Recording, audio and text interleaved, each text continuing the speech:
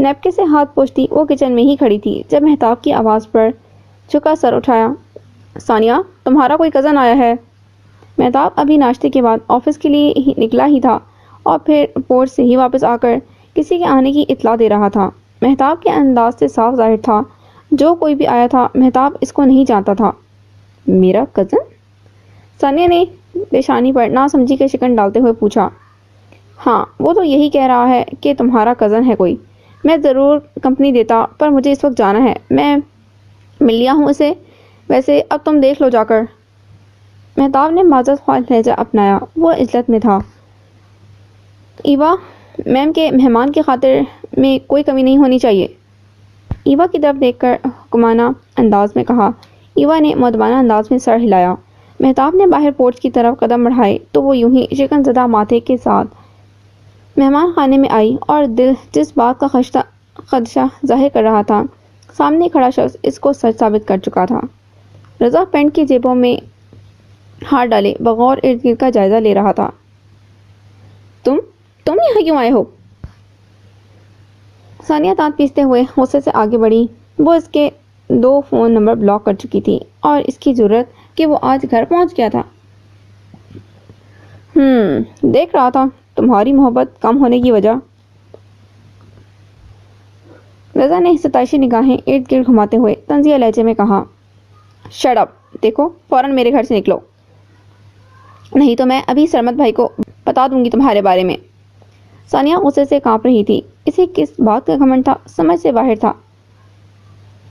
ثانیہ دیکھو، زیادہ ہائپر ہونے کی ضرورت نہیں ہے، میں تم سے بہت محبت کرتا ہوں، بڑے روب سے کہا۔ ثانیہ کا دل کیا اس کا سر پھوڑ دے، کیسے سمجھائے اسے کہ وہ اس کے لیے اب کوئی اہمیت نہیں رکھتا۔ وہ تن من سے مہتاب کی تھی، اب پھاڑ میں گئی تمہاری محبت، نکلو میرے گھر سے۔ لازموں کی وجہ سے ثانیہ اپنی آواز کو حد درجہ آہستہ رکھے ہوئے تھی۔ تم بدتمیزی کر رہی ہو ثانیہ، رضا نے انگلی کا اشارہ کرتے ہوئے دھمکی آمیز لہجے میں کہا۔ بدتمیزی میں کر رہی ہوں؟ تمہیں شرم آنی چاہیے، میں تمہیں صاف صاف بتا چکی ہوں، میں تم سے اب پیار تو کیا نفرت بھی نہیں کرتی۔ تم پلیز جاؤ، دوسری شادی کرو، اپنا گھر بساؤ، ثانیہ نے ہتک آمیز لہجے میں کہا، اور وہ تھا کہ بجائے اپنی بےعزتی محسوس کرنے کے اضطراب کی کیفیت میں آگے آیا۔ ثانیہ، تصور بھی نہیں کر سکتا میں تمہارے علاوہ کسی کا، پلیز مجھے معاف کر دو، میری زندگی میں لوٹ آؤ، ساری عمر تمہارے قدموں میں بیٹھا رہوں گا، بہت بہت بڑی غلطی ہو گئی مجھ سے، میں اب کبھی خود سے تم کو الگ نہیں ہونے دوں گا۔ التجائیہ لہجہ تھا۔ ثانیہ کو اس وقت فقط ایک ذہنی مریض لگ رہا تھا۔ وہ تعصب سے اسے دیکھ رہی تھی، یہ تو وہ شخص جس سے اس نے ٹوٹ کر چاہا تھا۔ دیکھو یہ سب میرے گھر والوں کے بھڑکانے کی وجہ سے ہوا تھا، اور اب تو ہم باہر چلے جائیں گے ان سب سے دور، اب ہم کبھی الگ نہیں ہوں گے، میرا وعدہ ہے تم سے، پلیز تم کھلا لے لو اپنے شوہر سے۔ وہ بار بار ایک ہی بات دہراتا، ثانیہ کو زہر لگ رہا تھا۔ رضا تم پاگل ہو چکے ہو، بالکل پاگل، فوراً اسی وقت میرے گھر سے نکلو، نہیں تو میں گارڈز کو بلوا لوں گی، وہ دھکے مار کر نکالیں گے تمہیں۔ ثانیہ اس کے پاگل پن کی وجہ سے امٹ آنے والے خوف پر قابو پاتے ہوئے بولی۔ ثانیہ یہ تم اچھا نہیں کر رہی میرے ساتھ، بڑے روب سے دھمکی دی۔ ہاں نہیں کر رہی، دفع ہو جاؤ تم۔ اب کی بار ثانیہ زور سے چیخی تھی۔ ٹھیک ہے اب تم بھی دیکھنا میں کیا کرتا ہوں۔ رضا ایک دم سے پلٹا تھا اور پھر لمبے لمبے ڈگ بھرتا وہ باہر نکل گیا۔ ردا نے بند آنکھیں کھولی تھی اور ایک چور سی نگاہ ساتھ بیٹھے موہت پر ڈالی۔ وہ اس کو سیٹ کی پشت پر سر ٹکائے آنکھ مندے دیکھ کر چہرے کا رخ بلا خوف و خطر اس کی طرف موڑ گئی تھی۔ وہ اس وقت جہاز میں پاکستان کی روانگی پرواز کے لیے بیٹھے ہوئے تھے۔ 3 دن سے وہ یوں ہی چھپ چھپ کر موہت کو دیکھ رہی تھی، پتہ نہیں کیوں موہت کو بلا جواز یوں دیکھتے رہنا دل کو بھا رہا تھا۔ وہ اگلے دن ہی کافی بہتر ہو گئی تھی اور ملتوی کی ہوئی میٹنگ کو بھی موہت نے ہی پریزنٹ کیا تھا۔ وہ اس دن بھی کوئی کھوئی سے بس اسے دیکھی ہی جا رہی تھی۔ ہوٹل میں دوا کے زیر اثر زیادہ وقت سوتی رہی تھی اور جیسے ہی تیسرے دن طبیعت زیادہ بہتر ہوئی موہت نے ان کی واپسی کی سیٹیں کروا دی تھیں، کیونکہ ملک جہازیب ردا کی وجہ سے بے حد پریشان تھے، اور اب بھی ردا ملک کے اوپر چڑھے سختی کے خول سے باہر نکل کر ایک عام سی لڑکی موہت کے برابر کی نشست پر بیٹھی اس کے چہرے کے نقوش کو دیکھ رہی تھی۔ وہ اس وقت دنیا کا حسین ترین مرد لگ رہا تھا۔ اس کی وہ ساری حرکتیں، وہ ساری باتیں جن پر کچھ دن پہلے تک وہ سر تاپا کڑھ جل جاتی تھی، اب ان کی یاد پر لب مسکرا رہے تھے۔ دل ہلکی سی ردھم میں دھڑک رہا تھا اور چہرہ لجایا سا تھا۔ اچانک احساس ہوا کہ اس کے لب مسکرا رہے ہیں اور دل ہے کہ چاہ رہا ہے کہ وہ یوں ہی ساتھ بیٹھا رہے اور وہ اسے دیکھتی رہے۔ بس کیا ہو گیا ہے؟ مجھے جھٹکے سے سر اپنی نشست کے فرش پر دے مارا اور ہاتھ پیشانی پر دھر لیا۔ دوسرے ہاتھ کو عجیب سے خوف کے زیر اثر دل پر رکھا۔ دل زور زور سے دھڑک رہا تھا۔ اوہ، یہ کیا ہو گیا ہے مجھے؟ خود ساختہ سوال تھا جس کا جواب ندارت تھا۔ نہیں، ایسا نہیں ہو سکتا۔ بے چینی سے نچلے لب کو دانتوں میں لے کر اضطراب کی کیفیت میں ارد گرد دیکھا، ایسے جیسے کوئی بڑی مصیبت میں پھنس کر جائے پناہ کی تلاش میں دیکھا جاتا ہے۔ پھر اپنا وہم سمجھ کر ایک نگاہ موہت پر ڈالی۔ دل زور سے دھڑکا۔ اوہ نہیں، برا کیوں نہیں لگ رہا موہت؟ اس طرح جیسے لگتا تھا وہ نفرت کہاں گئی؟ وہ اپنے سامنے کھڑکی کو دیکھتے ہوئے خود سے حیرت سے سوال کر رہی تھی۔ خود کو جھٹلاتے ہوئے پھر سے موہت کی طرف دیکھا۔ پیار، صرف پیار، نفرت کا تو نام و نشان ہی نہیں تھا۔ جھنجھلا کر آنکھیں زور سے بند کی، سر کو زور زور سے جھٹکا ایسے دیا جیسے یہ کوئی خواب ہے اور ابھی ختم ہو جائے گا۔ پھر گہری سانس لے کر آنکھیں کھولی اور جیسے ہی موہت کو پھر سے دیکھنے کے لیے چہرہ موڑا، وہ حیرت سے اسی کی طرف دیکھ رہا تھا۔ تم ٹھیک ہو نا؟ ایسی شکلیں کیوں بنا رہی ہو؟ وامٹ آ رہی ہے کیا؟ موہت کی پیشانی پر پریشانی کی لکیریں موجود تھیں۔ ٹھیک ہوں، ردا نے گڑبڑا کر نظریں چرائیں۔ دل اتنی رفتار سے دھڑک رہا تھا کہ چہرے پر ہوائیاں اڑ گئیں۔ آر یو شور؟ لگ نہیں رہی ٹھیک، موہت نے پھر سے تشویشناک انداز میں پوچھا۔ ردا نے بنا دیکھے سر کو اس بات میں ہلایا۔ اس کی طرف دیکھنے کی ہمت ہی نہیں ہو رہی تھی۔ اف، کیوں دیکھے جا رہا ہے؟ ردا کو اب اپنی حالت پر غصہ آنے لگا تھا۔ موہت کچھ دیر یوں ہی اس کی طرف دیکھتا رہا، پھر رخ موڑ لیا اور ردا نے سکا سانس لیا۔ کیسے بتاؤں مہتاب کو؟ نہیں، مہتاب کو نہیں، وہ غصے کے تیز ہیں اور ابھی ہمارے تعلق کو عرصہ ہی کتنا ہوا ہے۔ رضا شاید سمجھ گیا ہوگا، اب تنگ نہیں کرے گا۔ سرمد بھائی اور امی کو بتا دوں کیا؟ ثانیہ الجھی ہوئی تھی۔ آج صبح رضا کے رویے نے دل کو پریشانی میں مبتلا کر دیا تھا۔ مہتاب کب سے اس کی خاموشی کو نوٹ کر رہا تھا، جو اس کے سینے پر سر رکھے بیٹھی پریشان سی اور کھوئی لگ رہی تھی۔ ظاہر تو سامنے ٹی وی اسکرین پر نظریں جمی تھیں، پر وہ اتنی خاموش تو کبھی بھی نہیں ہوتی تھی۔ آج جب وہ آفس سے واپس آیا تو ثانیہ بلائی سی کیفیت میں تھی اور اب وہ کب سے اس کے ساتھ بیٹھی بالکل خاموش تھی۔ کیا ہوا؟ مہتاب نے سر کو جھکا کر مدھم سے لہجے میں سوال کیا۔ وہ جو اس کے سینے پر سر رکھے کب سے کشمکش میں مبتلا تھی، چونک گئی۔ ہاں، کیوں، کیا ہوا؟ بوکھلائی سے انداز میں مہتاب کا سوال اسی سے پوچھ ڈالا۔ ارے بھائی، تم سے پوچھ رہا ہوں، تمہیں کیا ہوا؟ پریشان سی لگ رہی ہو۔ تھوڑا سا سیدھا ہو کر ثانیہ کو کندھوں سے پکڑ کر خود سے الگ کیا۔ نہیں تو کب؟ ثانیہ نے زبردستی مسکراہٹ لبوں پر سجائی، گڑبڑا کر بلا جواز بالوں کو کان کے پیچھے اڑایا۔ فریش سی نہیں لگ رہی ہو کیا؟ کیا ہوا ہے؟ گھر میں سب ٹھیک ہے نا؟ یا مناہل نے تو کوئی؟ مہتاب نے فکر مندی سے اس سے کتنے ہی سوال پوچھ ڈالے۔ نہیں تو ایسا کچھ بھی نہیں ہوا، آپ بلا وجہ پریشان ہو رہے ہیں۔ ثانیہ نے بمشکل خود پر قابو پاتے ہوئے پرسکون لہجے میں جواب دیا۔ اچھا، پھر مجھے کیوں وہم ہو رہا ہے کہ تم پریشان ہو؟ شاید تم سے بہت پیار کرنے لگا ہوں۔ مہتاب نے شرارت سے دیکھتے ہوئے خود ہی جواب دیا۔ ثانیہ نے پھر سے اس کے گرد بازو حائل کرتے ہوئے سر کو سینے سے ٹکا دیا۔ میں بھی آپ سے بہت پیار کرنے لگی ہوں، روحان سے اداس سے لہجے میں سچا اظہار کیا۔ اتنے اداس لہجے میں محبت کا اظہار پہلی دفعہ سنا ہے۔ مہتاب نے شریر سے لہجے میں چھیڑتے ہوئے چہرے کو نیچے کیا تو نگاہ اس کے گالوں پر بہتے آنسوؤں پر پڑی اور شرارت سے چمکتی آنکھوں میں پل بھر میں پریشانی در آئی۔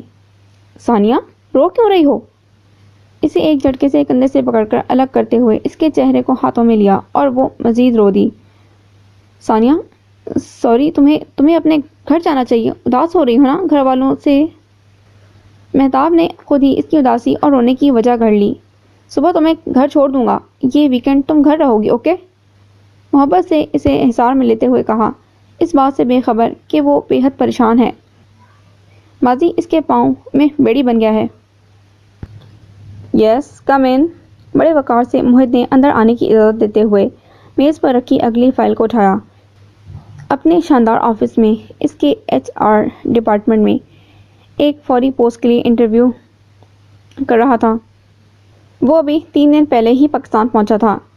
ابرار اچانک ریزائن دے گیا تھا جس پر یہ انٹرویو رکھا گیا تھا۔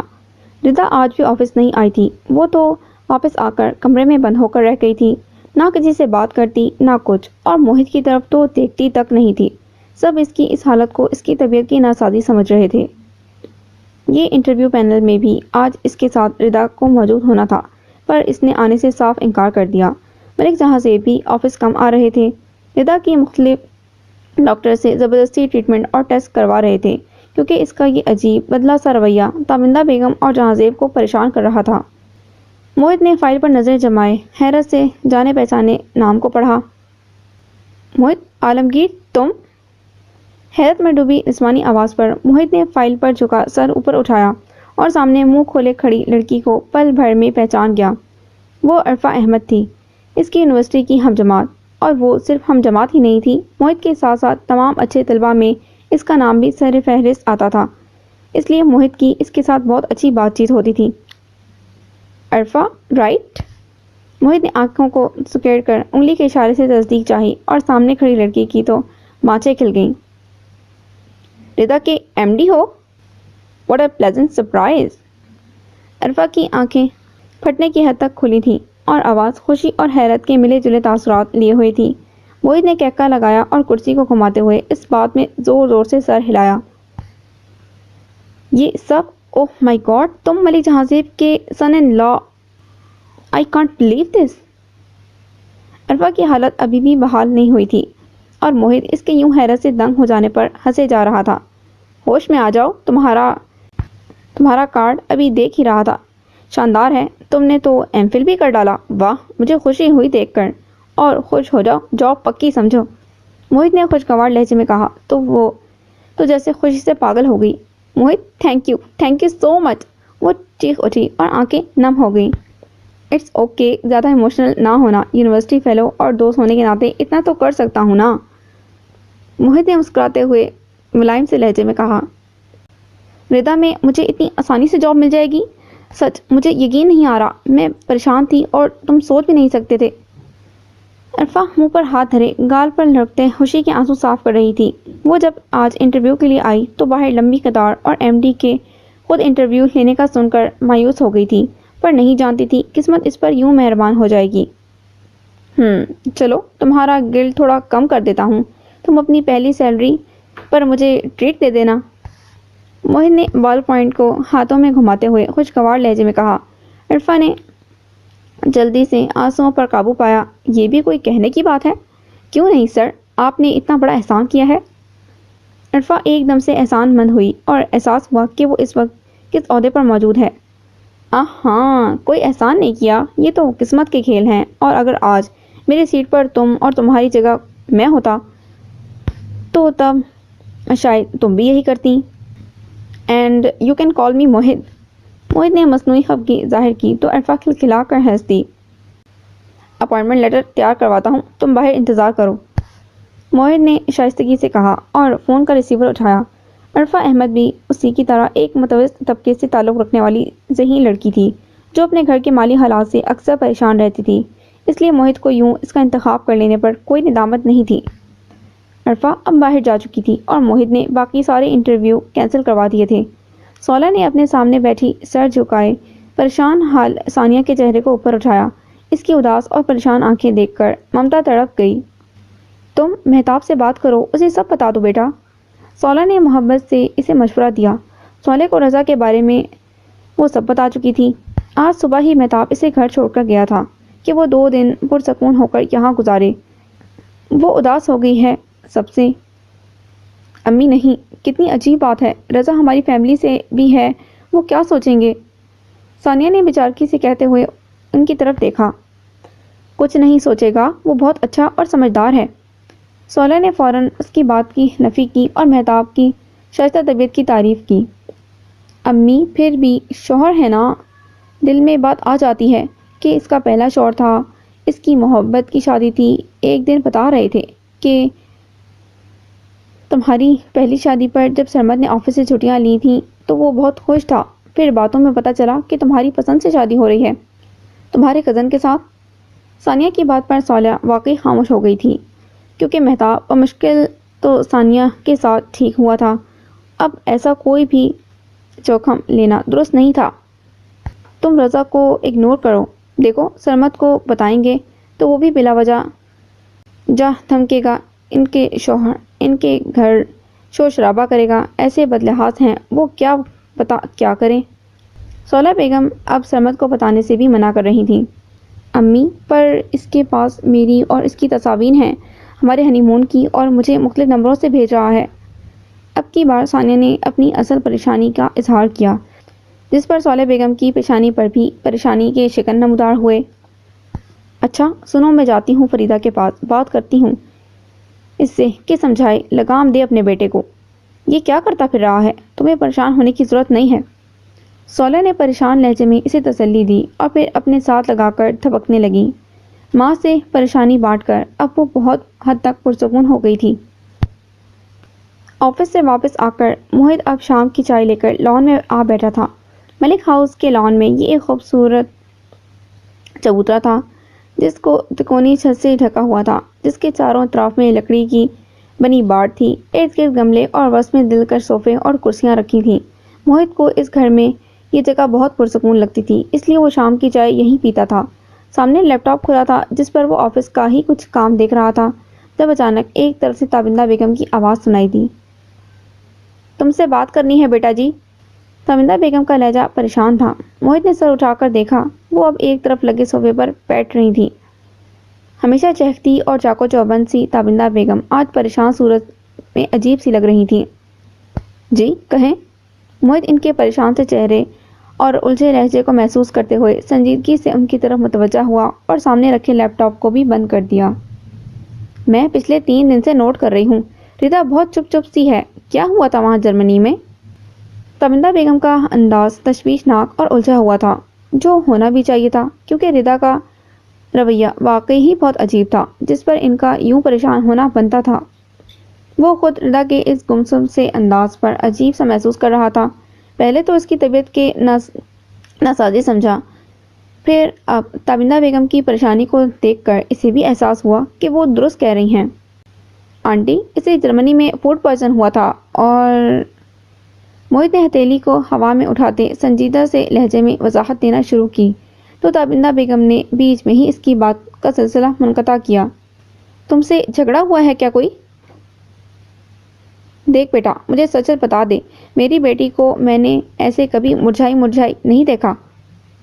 تابندہ بیگم پیشانی پر ناگوار سے بل ڈالے ایک دم سے روحانسی ہوئیں تو وہ ان کے اس انداز پر گڑبڑا گیا۔ آنٹی آئی سویئر ایسا کچھ بھی نہیں ہے، انفیکٹ میں خود سوچ رہا ہوں 3 دن سے وہ ایسے کیوں ہو گئی ہے۔ موہت نے سنجیدگی سے ان کو اپنی طرف سے کسی بھی قسم کی بات نہ ہونے کا یقین دلاتے ہوئے کہا۔ اگرچہ اس کی تابندہ بیگم سے کوئی زیادہ بات چیت نہیں ہوتی تھی، پر اس وقت وہ اسے بالکل سولے کی طرح لگ رہی تھیں، جیسے وہ ثانیہ کے لیے پریشان رہتی تھیں۔ تابندہ بیگم کے گال پر بہتے آنسو دیکھ کر وہ جلدی سے اپنی جگہ سے اٹھا۔ اوہ آپ کیوں رو رہی ہیں؟ دیکھیں روئیں مت، میں سب سنبھال لوں گا، بے فکر رہیں، ابھی تو سو رہی تھی جب میں کمرے سے آیا۔ میں بات کرتا ہوں اس سے، ہمارا آپس میں کوئی جھگڑا نہیں ہوا ہے۔ موہت ان کے بالکل قریب کرسی پر بیٹھ کر ان کو تسلی دے رہا تھا، اور پھر تابندہ بیگم نے دھیرے سے اس بات میں سر ہلایا، گہری سانس لیتے بے یقینی اور اداس سی اٹھ کر وہاں سے چلی گئیں۔ موہت بھی لیپ ٹاپ اور چائے کے کپ گود میں چھوڑ کر کمرے کی طرف چل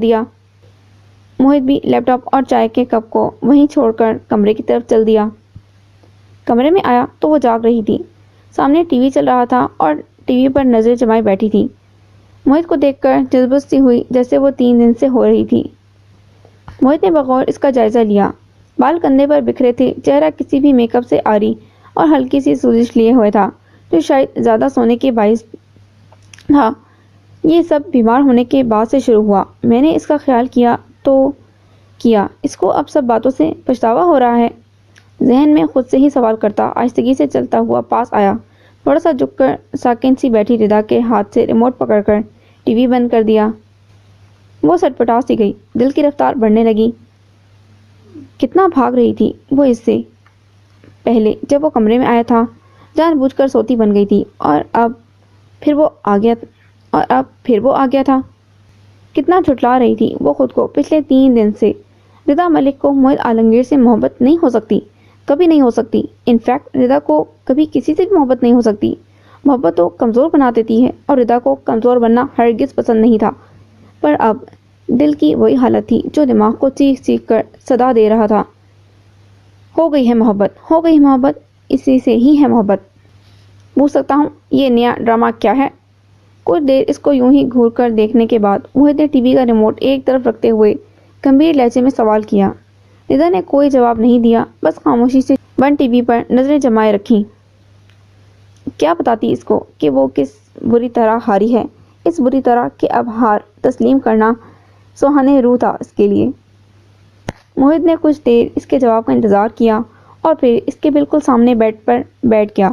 اس کی جھکی پلکیں لرز رہی تھیں۔ ردا کا یہ روح بہت عجیب تھا اس کے لیے۔ کیا ہوا ہے؟ تم کیوں سب گھر والوں کو پریشان کر رہی ہو؟ دیکھو، اگر مجھ سے جو کھیل رہی تھی دل بھر گیا ہے تو اس کو ختم کرو، میں تیار ہوں۔ موہت نے شائستگی سے اپنے خیالات کا اظہار کیا۔ ردا نے نظریں چرائیں پر کوئی جواب نہ دیا۔ دل میں دھواں بھرنے لگا۔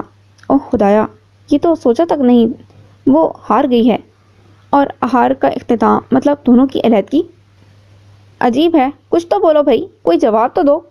موہت اب کی بار اس کے خاموش رہنے پر جھنجھلا گیا، پر وہاں خاموشی ہنوز قائم تھی۔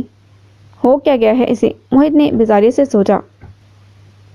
تم بہت عجیب ہو، ہوا کیا ہے تمہیں؟ اب کی بار موہت غصے سے تلخ لہجے میں گویا ہوا۔ کیا بتاؤں کہ مجھے تم سے پیار ہے؟ ہنسے گا، وہ کہے گا موٹی پاگل، تم نے یہ سوچ بھی کیسے لیا؟ میری زندگی حرام کی، اور اب مزے سے کہہ رہی ہو مجھ سے محبت ہو گئی ہے؟ واہ! دیکھو، اگر تمہیں گلٹ ہو رہا ہے اس سب سے جو تم نے میرے ساتھ کیا تو میں معاف کرتا ہوں تمہیں، خلا لے لو مجھ سے۔ موہت نے ملائم سے لہجے میں کہا۔ اسے واقعی ردا کی حالت پر ترس آ رہا تھا، اور جو کچھ ذہن میں چل رہا تھا کہہ دیا۔ اور موہت کو چاہیے بھی کیا تھا؟ ہنسی خوشی وہ ردا سے الگ ہو جائے۔ موہت کی خلا کی بات پر تو جیسے دل نے ایک دم سے دھڑکنا بند کر دیا۔ چونک کر موہت کی طرف دیکھا۔ سامنے بیٹھے اس شخص سے الگ ہونا اب موت کے مترادف لگا۔ 5 دن وہ متواتر اسی کو سوچتی رہی، اور آخر کو اب گھٹنے ٹیک دیے۔ پر ایسے تو وہ شیر ہو جائے گا اور چھوڑ دے گا مجھے۔ نہیں، دل میں خوف سا ابھرا۔ 5 دن پہلے جسے عدالتوں میں گھسیٹ کر طلاق کا مطالبہ کرنے والی تھی، آج اس کے منہ سے خلا کا لفظ سن کر دل خوف سے ڈوب گیا۔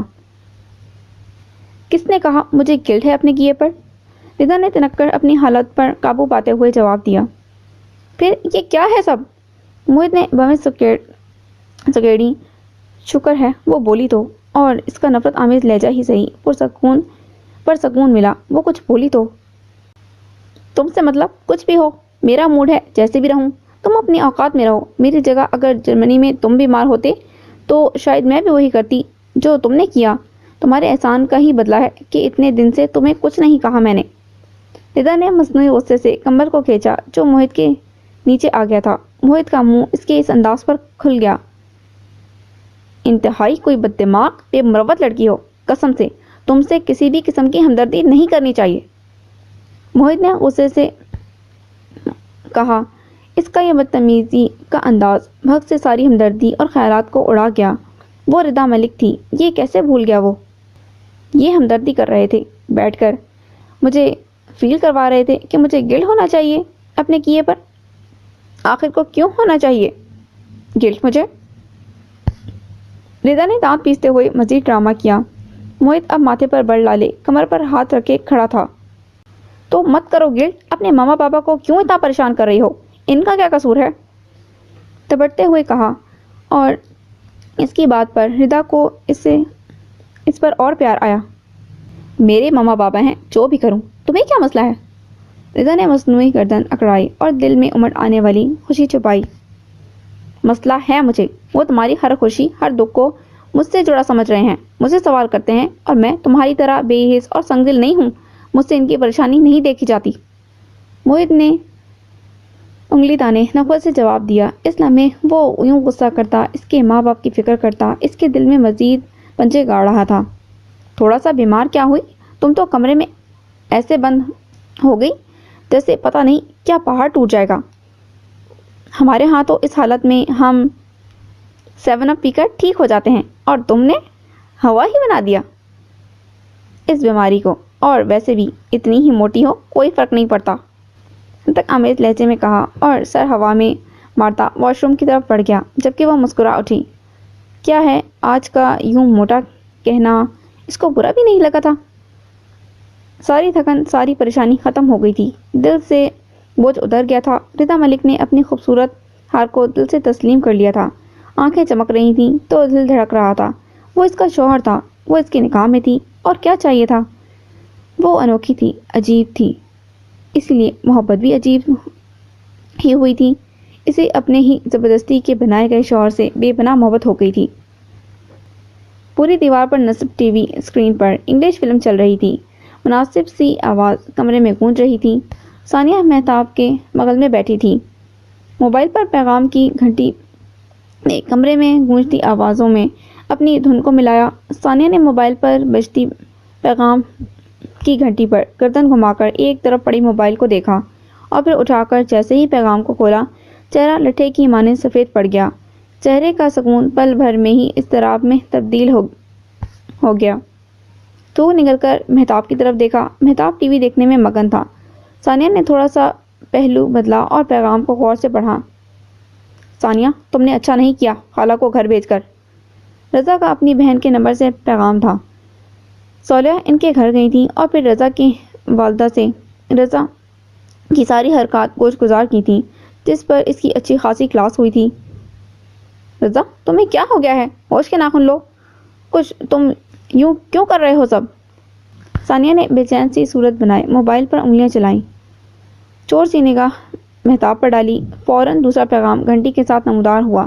ثانیہ نے گھبرا کر فون کی آواز کو کم کیا اور پیغام کو کھولا۔ مجھے یہ سمجھ نہیں آ رہا تم مجھے معاف کیوں نہیں کر رہی؟ تم کیوں بھول گئی ہو کہ تم مجھ سے کتنی محبت کرتی تھی؟ کیا کچھ تمہیں یاد نہیں ہے؟ ہم دونوں ایک دوسرے سے بے پناہ محبت کرتے تھے۔ رضا کی وہی باتیں تھیں۔ ثانیہ کا چہرہ سرخ ہو چکا تھا۔ رضا، دیکھو، میں تم سے کسی بھی قسم کی بحث نہیں چاہتی، پلیز اب تم بھی یہ سب بند کرو جو کچھ کر رہے ہو۔ اس نے اگلا پیغام لکھا اور فون بند کر دیا۔ چائے بنا دیں گی ایک کپ؟ قریب سے مہتاب کی آواز پر خوف سے لرز گئی۔ فون بھی ہاتھ میں کانپ گیا۔ مہتاب اس کی طرف دیکھ رہا تھا، دل زور سے دھڑکنے لگا۔ جی ابھی بنا کے لاتی ہوں۔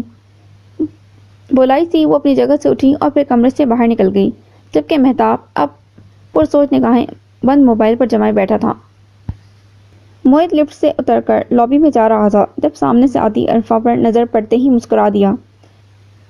آج اس کا ردا میں تیسرا دن تھا۔ وہ فائل کو سینے سے لگائے آ رہی تھی جب اس کی نظر موہت پر پڑی۔ موہت کو دیکھ کر اس نے بھی مسکراہٹ کا تبادلہ کیا۔ ہیلو، کیسی ہو؟ کیسے رہے تمہارے دن؟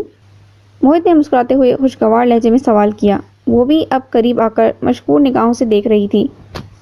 بہت اچھے۔ میں کل آئی تھی تمہارے آفس پر تم موجود نہیں تھے، اسپیشل تھینکس کہنا تھا۔ عرفا نے لب بھینچے خوشی سے کہا۔ موہت نے اس کے تھینکس کہنے والی بات پر خفیف سا کہکا لگایا۔ نہیں، بالکل ضرورت نہیں، اور کوئی بھی پریشانی ہو مجھ سے بلا جھجک کہہ دینا۔ ہاتھ کو اٹھائے نفی میں جنبش دیتے ہوئے دوستانہ انداز میں کہا۔ کیوں نہیں، ضرور۔ عرفا نے اس کی کرم نوازی پر مسکراتے ہوئے سر کو اس بات میں ہلا کر اس کی پیشکش کو قبول کیا۔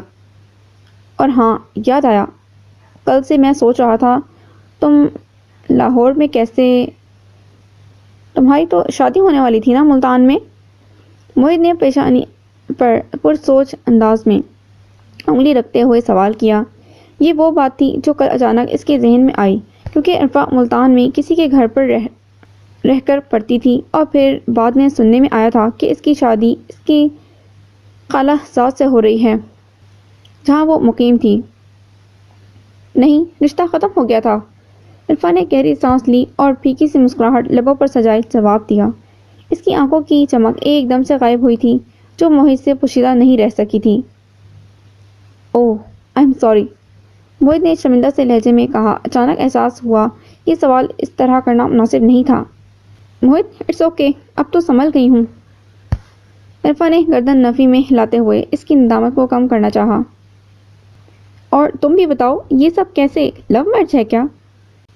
عرفہ نے سر جھٹک کر خوشگوار لہجے میں بات بدلنے کی خاطر اس سے سوال کیا۔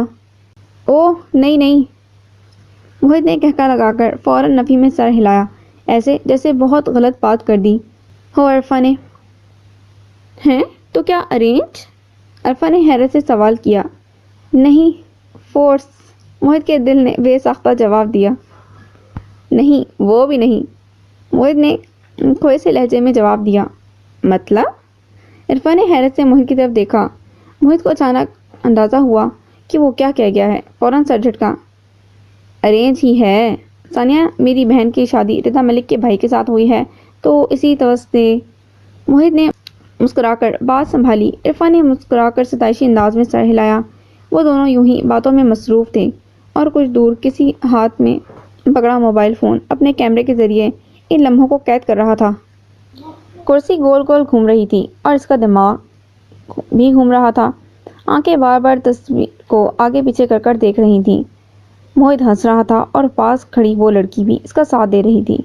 کل رات یہ تصویریں ایک انجان نمبر سے اسے موصول ہوئی تھیں، جن کو دیکھ کر وہ پوری رات سو نہیں سکی تھی۔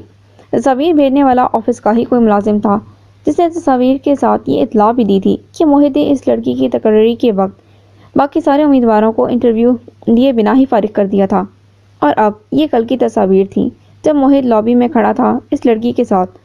وہ تو اب نئی نویلی محبت میں سرشار 5 دن سے آفس نہیں جا رہی تھی، لیکن یہ کیا؟ وہ کون تھی؟ اور موہت اس سے اتنا بے تکلف تھا؟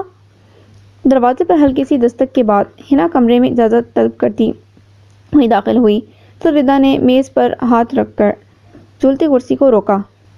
جی میم، آپ نے بلایا مجھے؟ ہنا نے معدبانہ کہا۔ ہنا، پرسوں ایک نیو لڑکی اپوائنٹ ہوئی ہے HR ڈپارٹمنٹ میں، اسے میرے کمرے میں بھیجیں، بڑے روب سے حکم دیا۔ جی میم۔ ہنا نے سر کو جھکا کر اس بات میں سر ہلایا اور باہر نکل گئی، اور پھر کچھ دیر بعد دروازے پر دستک ہونے پر ردا جلدی سے سیدھی ہوئی۔ میں آئی کم ان؟ میم۔ عرفہ اس سے اجازت طلب کر رہی تھی۔ دبلی پتلی سی پرکشش لڑکی آفس کے دروازے پر بڑے معتمانہ انداز میں کھڑی تھی۔ یس، کم ان۔ ردا نے اجازت دی تو وہ مسکراتی ہوئی کمرے میں داخل ہوئی۔ ردا نے سر تاپا اس کا جائزہ لیا اور دل پہلو بدلنے لگا، ہاتھ کے اشارے سے اسے بیٹھنے کے لیے کہا۔ عرفہ نے کرسی کو کھینچا اور بالکل سامنے بیٹھ گئی۔ مس، آئیبرو چڑھائے سوال کیا۔ چھوٹی سی ناک کے نتنے جو غصے سے پھول رہے تھے بمشکل قابو کیے ہوئے تھے۔ مس عرفہ احمد۔ میم۔ عرفہ نے مسکراتے ہوئے اپنا نام بتایا۔ مس عرفہ، آپ کا کل پھر سے انٹرویو ہوگا جو میں لوں گی۔ روکے سے باروب لہجے میں 2 ٹوک بات کی۔ عرفہ کے چہرے پر ہوائیاں اڑ گئیں۔ میم، پھر سے؟ پر مجھے تو اپوائنٹمنٹ لیٹر بھی مل چکا ہے، عرفہ نے ہچکچاتے ہوئے کہا۔ سو واٹ، دیکھیں، انٹرویوز میں نے لینے تھے جو میں نے نہیں لیے، تو میں سیٹسفائیڈ نہیں ہوں، اس لیے آپ کا پھر سے انٹرویو ہوگا، ردا نے بمشکل تلخ ہوتے لہجے پر قابو پا کر کہا۔ جی میم، عرفہ نے پریشانی سے کہا۔ You can go now. پاس پڑی فائل کو اٹھا کر اپنے سامنے کیا اور خود کو مصروف ظاہر کیا۔ عرفہ نے بے چارگی سے دیکھا اور اپنی جگہ سے اٹھی۔ اوکے میم، دھیمے سے لہجے میں کہتی وہ وہاں سے باہر آ گئی، لیکن قدم اب موہت کے آفس کی طرف تھے۔ ردا جیسے ہی دروازہ کھول کر داخل ہوئی، سامنے ملک جہاں زیب کے تیور اور سپاٹ چہرہ لیے کھڑا موہت سب سمجھا گیا۔ ردا، اٹس ٹو بیڈ۔ ملک جہاں زیب نے نگاہیں اٹھا کر ردا کی طرف دیکھا اور تعصب میں سر ہلاتے ہوئے کہا۔ تو وہ موہت کو گھورتے ہوئے قریب آئی۔ کیا ہوا بابا؟ انجان بننے کی بھرپور کوشش کی، جبکہ سمجھ سب اچھے سے آ گیا تھا کہ موہت عرفہ کی وجہ سے یوں کھڑا ہے۔ موہت کو عرفہ نے اپوائنٹ کیا ہے بیٹا، وہ اس کی ہم جماعت ہے، اور آپ یہ سب کر کے کیا ثابت کرنا چاہتی ہیں؟ ملک جہاں زیب نے افسوس بھرے لہجے میں پوچھا۔ ردا نے لب بھینچ کر سانس اندر باہر انڈیلی۔ کتنی تکلیف ہوئی ہے محترم کو، اس کو آخر کو وہ ہے کون؟ ذہن میں شک پنجے مزید گاڑنے لگا۔ بابا کچھ بھی ثابت نہیں کرنا چاہتی، پر یہ غلط ہے کہ آپ ایک شخص کو اپنے پرسنل ریلیشن اور جان پہچان کی بنا پر پوسٹ دے دیں، وہ چاہے ایلیجیبل ہو یا نہ ہو۔ رضا کے لہجے میں جلاپے کا تاثر واضح تھا۔ موہت پک کر آگے ہوا، ناک پھلی ہوئی تھی اور چہرے پر تسلیل جیسے آثار رقم تھے۔ بابا وہ واحد ایم فل تھی سب کینڈیڈیٹس میں چیک کر چکا تھا سب ریزیومز کو۔ موہت نے پیشانی پر شکن ڈالے، ہاتھ کی 2 انگلیاں جوڑے بڑے وثوق سے اپنا موقف پیش کیا۔ انداز ایسا تھا جیسے ابھی ردا پر جھپٹ پڑے گا، پر پھر بھی کوالیفیکیشن ہی سب کچھ نہیں ہوتی۔ آپ باقی سب کو بنا انٹرویو لیے واپس بھیج دیں۔ کتنا برا امپریشن پڑا ہوگا کمپنی کا۔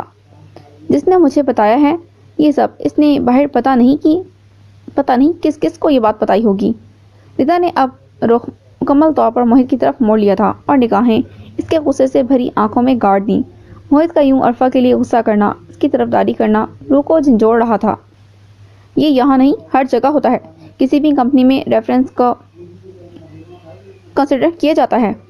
موہت نے ضبط سے جواب دیا، کندھے اچکائے اور پھر ملک جہاں زیب کی طرف رخ کیا۔ بابا شی از نیڈی اینڈ آئی نو ہر، وہ بہت قابل اور محنتی لڑکی ہے۔ موہت پوری طرح عرفہ کے حق میں بول رہا تھا۔ ملک جہاں زیب جو کبھی ردا کی طرف دیکھ رہے تھے، کبھی موہت کی طرف، موہت کی بات پر تائید میں سر ہلا گئے۔ اوہ واہ واہ، اور آپ کیا گارنٹی دیتے ہیں کہ آپ سے زیادہ نیڈی اور انٹیلیجنٹ ان سب میں اور کوئی نہیں تھا؟ جو لوگ وہاں سے انٹرویو دیے بنا ہی چلے گئے۔ ردا نے غصے سے میز پر ہاتھ دھر کر اپنا موقف سامنے رکھا۔ وہ دونوں اب پھر ایک دوسرے کے سامنے آنکھوں میں آنکھیں ڈالے کھڑے تھے، ایسے جیسے اگر ملک جہاں زیب یہاں موجود نہ ہوتے تو ایک دوسرے پر جھپٹ پڑتے۔ ہمیں ضرورت مندوں میں مدد کرتے ہوئے پہلے اپنے جانے والوں کو دیکھنا چاہیے، موہت نے ناگواری سے ناک بھینچے ہوئے جواب دیا۔ ملک جہاں زیب نے ان دونوں کے بدلتے تیور دیکھ کر پریشانی سے ہاتھ اوپر اٹھایا۔ ردا کیا فضول بحث ہے بیٹا، لیو اٹ، تم دونوں جھگڑا مت کرو۔ ملک جہاں زیب نے دونوں کو اپنی طرف متوجہ کیا۔ موہت تم عرفہ سے کہو اسے پریشان ہونے کی ضرورت نہیں، اس کا انٹرویو نہیں ہوگا، جاؤ اس سے کہو۔ ملک جہاں زیب نے متوازن لہجے میں کہتے ہوئے موہت کے غصے کو متحمل کیا اور جانے کے لیے کہا۔ جی تھینک یو بابا۔ موہت نے گھور کر ردا کی طرف دیکھا اور کمرے سے باہر نکل گیا، اور وہ ضبط سے سرخ چہرہ لیے ساتھ اب سانسوں کی رفتار بڑھا چکی تھی۔ تم بیٹھو میرے پاس۔ ملک جہاں زیب نے سامنے کرسی کی طرف اشارہ کیا۔ ردا نے سینے پر ہاتھ باندھے خفگی سے دیکھا، پر بیٹھی نہیں۔ ملک جہاں زیب اپنی جگہ سے اٹھے اور اس کے پاس آ گئے۔ کیا بات ہے، کیوں موہت سے اتنی بدتمیزی کر رہی ہو؟ یہ تربیت کی ہے تمہاری؟ کبھی اپنی ماما کو میرے سامنے یوں اونچی آواز میں بات کرتے سنا ہے؟ پیار لاڈ اپنی جگہ، موہت سے اس طرح کا سلوک اٹس ویری بیڈ مینر بیٹا۔ دیکھو اتنی عزت کرتا ہے وہ تمہاری۔ ملک جہاں زیب اس کے کندھے تھامے اسے محبت سے نصیحت کر رہے تھے۔ وہ اس وقت انگاروں پر لوٹ رہی تھی۔ موہت کے لیے اس لڑکی کی یہ اہمیت برداشت سے باہر تھی۔ دل کر رہا تھا اسے کہیں چھپا لے۔ گڈ، چلو اپنا بھی موڈ ٹھیک کرو اور اب جا کر اس کا موڈ ٹھیک کرو، اور مت بھولو کہ اس کو ایم ڈی بھی تمہاری خوشی کے لیے بنایا ہے۔ میں نے اسے اپنی پوسٹ کے تمام پاورز استعمال کرنے سے نہیں روک سکتی تم۔ وہ تحمل مزاجی سے اسے سمجھا رہے تھے جو پتہ نہیں کہاں پہنچی ہوئی تھی۔ وہ کہیں موہت کی پرانی گرل فرینڈ تو نہیں؟ ثانیہ کی صورت رو دینے کے قریب تھی۔ موبائل کان سے لگائے رنج و ملال کی کیفیت میں قدم اٹھاتی بیڈ کے کنارے پر آ ٹکی۔ کیا چاہتے ہو، کس زبان میں سمجھاؤں تمہیں، بولو؟ موبائل کی دوسری طرف موجود نفس سے بیزار لہجے میں سوال کیا۔ ٹھیک ہے مان جاتا ہوں، میں پرسوں ویسے بھی جا رہا ہوں، میری فلائٹ ہے، بس تم آخری دفعہ مجھ سے ملنے آ جاؤ۔ دوسری طرف سے رضا نے گہری سانس لیتے ہوئے پرسکون لہجے میں اپنی فرمائش ظاہر کی۔ ثانیہ کے چہرے پر بے یقینی حیف کا رنگ لہرا گیا۔ کبھی وہ اس شخص سے بے انتہا محبت کرتی تھی جو آج اسے ہراساں کیے ہوئے تھا۔ دیکھو، کبھی اگر ایک پل کے لیے بھی تمہارے دل میں میری محبت رہی تھی، اس کا واسطہ ہے تمہیں، میں تمہارے سامنے اپنے موبائل سے یہ ساری تصاویر ڈیلیٹ کر دوں گا۔ ثانیہ کی خاموشی پر وہ اپنی بات کو جاری رکھتے ہوئے گویا ہوا، لہجے میں التجا بھی تھی اور ہٹ درمی بھی۔ فضول باتیں مت کرو، میں نہیں آ سکتی۔ خوف سے لہجے میں صاف انکار کیا۔ دل میں ملال اور خوف سر اٹھائے ہوئے تھا۔ دیکھو ثانیہ، میں نے مان لیا کہ اب تمہیں مجھ سے محبت نہیں رہی۔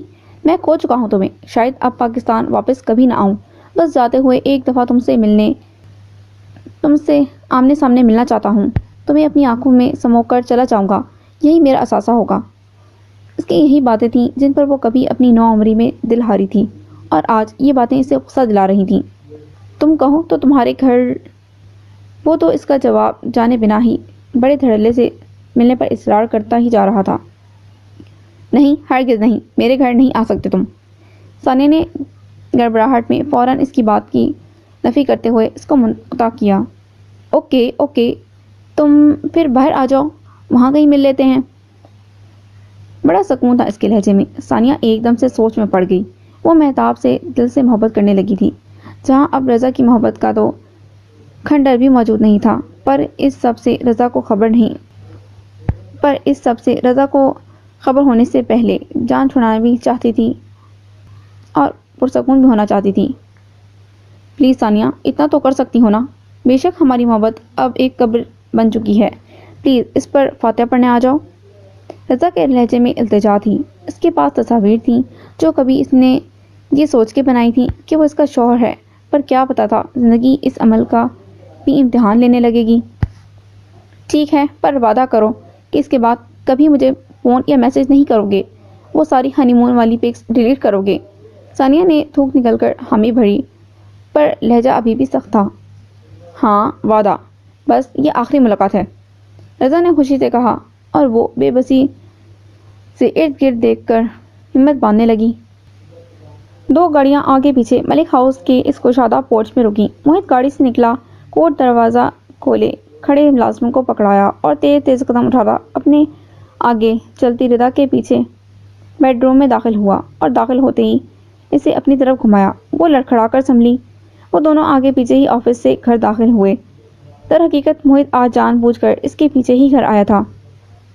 تمہیں کس نے بتایا ہے کہ عرفہ کے انٹرویو کے بارے میں؟ مجھے نمبر چاہیے اس کا۔ بڑے روب سے ہاتھ آگے کیا اور انگلیوں کو موبائل لینے کے انداز میں جنبش دی، جبکہ ماتھے پر افقی لکیریں اور بڑی بڑی پلکوں والی سکوڑی ہوئی آنکھیں اس کی بے چینی کا واضح ثبوت تھیں۔ نہیں دوں گی۔ رضا نے موبائل فوراً ہاتھ گھما کر کمر کے پیچھے کیا۔ وہ کیوں اس عرفہ کے لیے اتنا پریشان ہو رہا تھا؟ دل حسرت اور جلن کے مارے لوٹ پوٹ تھا۔ موہت جھنجھلا کر آگے ہوا۔ مجھے تمہارا مسئلہ سمجھ نہیں آتا۔ تمہاری مرضی سے اس گھر میں اس عہدے پر ہوں، اور کیا چاہیے تمہیں؟ پر یہ دھونس، تمہاری منظوری مجھے برداشت نہیں۔ اگر یہ سب میری برداشت سے باہر ہو گیا تو میں تمہیں چھوڑ دوں گا۔ وہ ایسے غصے میں کہہ رہا تھا، اس کے چھوڑ دو کے الفاظ پر رضا کا دل اچھل کر حلق میں آ گیا۔ مجھے جاننا ہے جو میری مخبری تم سے کرتا ہے۔ مجھے موبائل دو اپنا۔ موہت اب اس کے ہاتھ سے موبائل کھینچ رہا تھا۔ وہ جو کمر کے پیچھے ہاتھ کیے اسے تھامے ہوئے تھی، اور تھوڑی سی مزاحمت کے بعد ہی ہاتھ کی گرفت میں سے موبائل وہ لے چکا تھا، اور اب اس کا لاک کھولنے کے لیے رضا کے ہاتھ چاہیے تھا۔ کیا ہے؟ موبائل دو میرا، وہ مسلسل اپنا ہاتھ چھڑاتے ہوئے کہہ رہی تھی، پر وہاں موہت پر کوئی اثر نہیں تھا۔ اسے گھما کر اس کے پیچھے سے پوری طرح اپنے حصار میں لے کر اس کا ہاتھ کھولے موبائل کے سینسر کے پاس لا رہا تھا۔ موہت، اٹس ہرٹنگ می۔ رضا نے لب بھیجے تکلیف کا اظہار کیا۔ گردن کے گرد اس کا حائل بازو اب تکلیف دے رہا تھا۔ موہت، موبائل کا لاک تو کھل چکا تھا، پر وہ گرفت سے آزاد کرنا بھول کر اب موبائل کی اسکرین کو دیکھنے میں مگن تھا۔ اوہ واو، میری پکس بھیجی ہوئی ہیں محترم نے۔ موہت اس کے اتنا قریب تھا۔ اچانک ذہن پر دل کی محسوسات حاوی ہوئیں تو اندر روح تک سمٹ گئی۔ اس سے محبت ہو جانے کے بعد یہ پہلی اتنی بے باکی قربت تھی۔ وہ تو شاید بھول چکا تھا اسے یوں باہوں میں لیے کھڑا۔ ہے، پر ابھی بھی موبائل چھین لینے کا ڈر تھا، اس بات سے بے خبر کہ وہ مجسم بنی کھڑی دل بن کر دھڑک رہی تھی۔ اس کی تو پڑایا میری مخبری کرنے والا، موہد نے خود ساختہ گفتگو کی اور اس بات کو محسوس ہی نہیں کیا کہ وہ کوئی مزاحمت نہیں کر رہی جسے وہ یوں ساتھ لگائے کھڑا تھا۔ دوسرا ہاتھ جیب میں ڈال کر اپنا موبائل نکالا، اس پر نمبر نوٹ کیا اور پھر الگ ہو کر ردا کی طرف موبائل بڑھایا۔ اس کے الگ ہوتے ہی ردا کی اٹکی سانس بحال ہوئی، اسی کھوئی سی کیفیت میں موبائل اس کے ہاتھ سے تھاما، جو اب سر جھکائے موبائل پر نگاہیں جمائے باہر جا رہا تھا۔ کیا تھا یہ سب؟ ردا نے اپنے بازوؤں میں خود کو سمیٹ لیا۔ اس کی غربت اتنی تسکین بخش کیوں تھی؟ ایک عجیب احساس تھا۔ دل نے کیوں یہ چاہا وقت یہیں تھم جائے، وہ یوں ہی کھڑی رہے اور اس کے حصار میں رہے۔ ہمیشہ وہ بوجھل سے قدم اٹھاتی، بیڈ پر آ گری، پھر مسکرائی، پھر شرمائی، پھر ہنس دی۔ ردا ملک پاگل ہو گئی ہو؟ ایسا احساس، ایسا پیار، وہ تو آشنا نہ تھی اس سب سے۔ یہ سب کیسے ہوا؟ کیوں ہوا؟ موہد سے ہی کیوں ہوا؟ کچھ بھی اہم نہیں تھا، اہم تھا تو یہ بس دل اس کے لیے دھڑکنے لگا ہے، اس کی سنگت میں تسکین ملنے لگی ہے، وہ اچھا لگنے لگا ہے، اس کا کھونا دل کو ڈرانے لگا ہے، وہ روح میں سمانے لگا ہے۔ یہی وہ لمحہ ہوتا ہے جب کوئی خود کو فراموش کر دیتا ہے اور کسی اور کو خود سے زیادہ اہمیت دینے لگتا ہے۔ ردا کو جو پیار خود سے تھا، اب وہ موہد عالمگیر سے ہونے لگا تھا۔ اب وہ شخص خود سے اہم لگنے لگا۔ وہ مڈل کلاس ہے، اس نے اس کی دل کی آزاری کی تھی، وہ اس کے معیار کا نہیں ہے۔ سب بے معنی ہو گیا تھا، وہ داسی بن گئی تھی اور وہ حاکم تھا۔ رضا آفس کا دروازہ آہستگی سے کھولتا اندر داخل ہوا اور سامنے بیٹھے مہتاب نے غور سے سامنے دیکھا، ایسے جیسے کسی کی شناسا ہونے پر ذہن پر زور دیا ہو۔ آپ؟ مہتاب نے رضا کو پہچانتے ہوئے کرسی کی طرف اشارہ کیا، جبکہ لبوں پر ملائم سی مسکراہٹ ابھری۔ رضا نے آگے ہوتے ہوئے دست بوسی کی اور کرسی پر بیٹھ گیا۔ اوہ یس، آپ کزن ہیں سرمد کے؟ بٹ سوری، سرمد ایک میٹنگ کے سلسلے میں شہر سے باہر ہے آج۔ مہتاب کو رضا کی اس دن گھر آمد کا یاد آیا۔ وہ یقیناً سرمد سے ملاقات کے لیے آیا ہوگا۔ اس بات کے پیش نظر وہ اس کو سرمد کی آفس میں غیر موجودگی سے آگاہ کر رہا تھا۔ میں آپ سے ملنے آیا ہوں، سرمد سے نہیں، رضا نے مسکرا کر کہا تو مہتاب نے مرتع حیرت سے اس کی طرف دیکھا۔ مجھ سے؟ سر کو ہلکی سی جنبش دی، اپنے حیرت کا اظہار کیا۔ جی، پہلے تو میں اپنا مکمل تعارف کروانا چاہتا ہوں۔ رضا نے دونوں ہاتھوں کو جوڑ کر لبوں پر رکھی بات کا آغاز کیا۔ مہتاب اب ہمتن گوش تھا۔ میں رضا ہوں، ثانیہ کا سابقہ شوہر، رضا نے بڑے پرسکون لہجے میں کہا۔ ثانیہ کا نام سنتے ہی مہتاب کی پیشانی پر شکن پڑے۔ پریشان ہونا بنتا ہے، دراصل ہم دونوں بھی بہت پریشان ہیں۔ رضا اس کی پیشانی کے بل دیکھ کر زبردستی مسکراتے ہوئے گویا ہوا۔ مہتاب اب بھی خاموش تھا۔ ہم دونوں مطلب میں اور ثانیہ، ایبرو جتاتے ہوئے کہا۔ دیکھیں، ہم بچپن سے ایک دوسرے سے محبت کرتے تھے، بڑی مشکل سے خاندان کی دشمنی ہونے کے باوجود شادی ہوئی، پر پھر حالات ایسے پیدا ہوئے کہ ایک دوسرے سے جدا ہو گئے۔ رضا اس کی خاموشی کو غنیمت جانے ساری بابت اگل گیا، پر مہتاب کے شکن گہرے ہو گئے۔ آپ کی ان سب باتوں کا مقصد میں سمجھ نہیں پا رہا، آپ صاف صاف کہیں آپ کیا کہنا چاہتے ہیں؟ مہتاب کا لہجہ سخت تھا، سامنے بیٹھے شخص کا لہجہ، انداز اور باتیں سب ناقابل یقین تھیں۔ سر، میں آپ کو آج یہ بتانے آیا ہوں we still love each other, اور آپ سے شادی کی رضامندی بھی ثانیہ نے میرے کہنے پر ہی ظاہر کی تھی۔ وہ صفاقی کی انتہاؤں کو چھو گیا۔ اپنے اندر موجود حسد، جلن اور تذلیل کا بدلہ لینا اسے خوب آتا تھا۔ مہتاب کے چہرے کے بدلتے رنگ اس کو اور بڑھا گئے۔ دیکھیں، غصہ مت کریں، آپ ساتھ دیں پلیز، ہم پھر سے ایک ہونا چاہتے ہیں۔ بڑے آرام سے وہ مہتاب کے دل و دماغ پر ہتھوڑے برسا رہا تھا۔ مہتاب نے ایک دم سے ضبط کو ختم کیا۔ Shut up! میں تب سے آپ کی بکواس سن رہا ہوں، لحاظ کر رہا ہوں، تو اس کا مطلب یہ نہیں کہ آپ کچھ بھی بولتے رہیں گے۔ زور سے میز پر ہاتھ مار کر غصے سے گڑاتے ہوئے کہا۔ پر رضا کی مسکراہٹ جلتی پر تیل کا کام کر گئی۔ ارے بھائی، میں کچھ بھی نہیں کہہ رہا، سچ بول رہا ہوں کہ ثانیہ آج بھی صرف مجھ سے ہی محبت کرتی ہے، آپ سے علیحدگی چاہتی ہے پر کہہ نہیں پاتی۔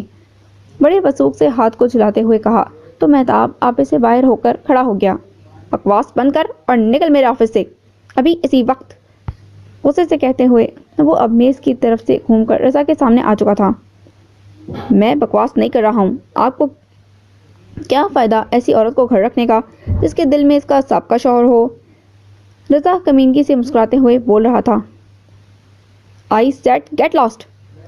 مہتاب نے بازو لمبا کیے آفس کے داخلی دروازے کی طرف اشارہ کیا۔ صحیح ہے، یقین نہیں تو ابھی 3 بجے ریفریشن کافی کارنر پر آ کر اپنی آنکھوں سے دیکھ لینا، وہ مجھ سے ملنے آ رہی ہے۔ رضا نے کندھے اچکائے، اسے آج کی ملاقات کی جگہ کا بتایا۔ مہتاب کا ہاتھ ہوا میں ہی معلق رہ گیا اور رضا کوٹ کو جھٹکا دیتے مسکراتا ہوا باہر نکل گیا۔ مہتاب کھڑا تھا اور ذہن میں پچھلے گزرتے کتنے لمحوں کے مناظر ارد گرد خلا میں ایک فلم کی طرح چلنے لگے۔ موہت، تھینک یو، عرفا نے نادم سے لہجے میں کہا اور موہت کی طرف دیکھا جو اس وقت اس کے بالکل سامنے میز کی دوسری طرف کرسی پر بیٹھی تھی۔ وہ اس کے آفس میں انٹرویو منسوخ کروا دینے پر شکریہ ادا کر رہی تھی۔ یار، ایک تو تم تھینک یو بہت کرتی ہو۔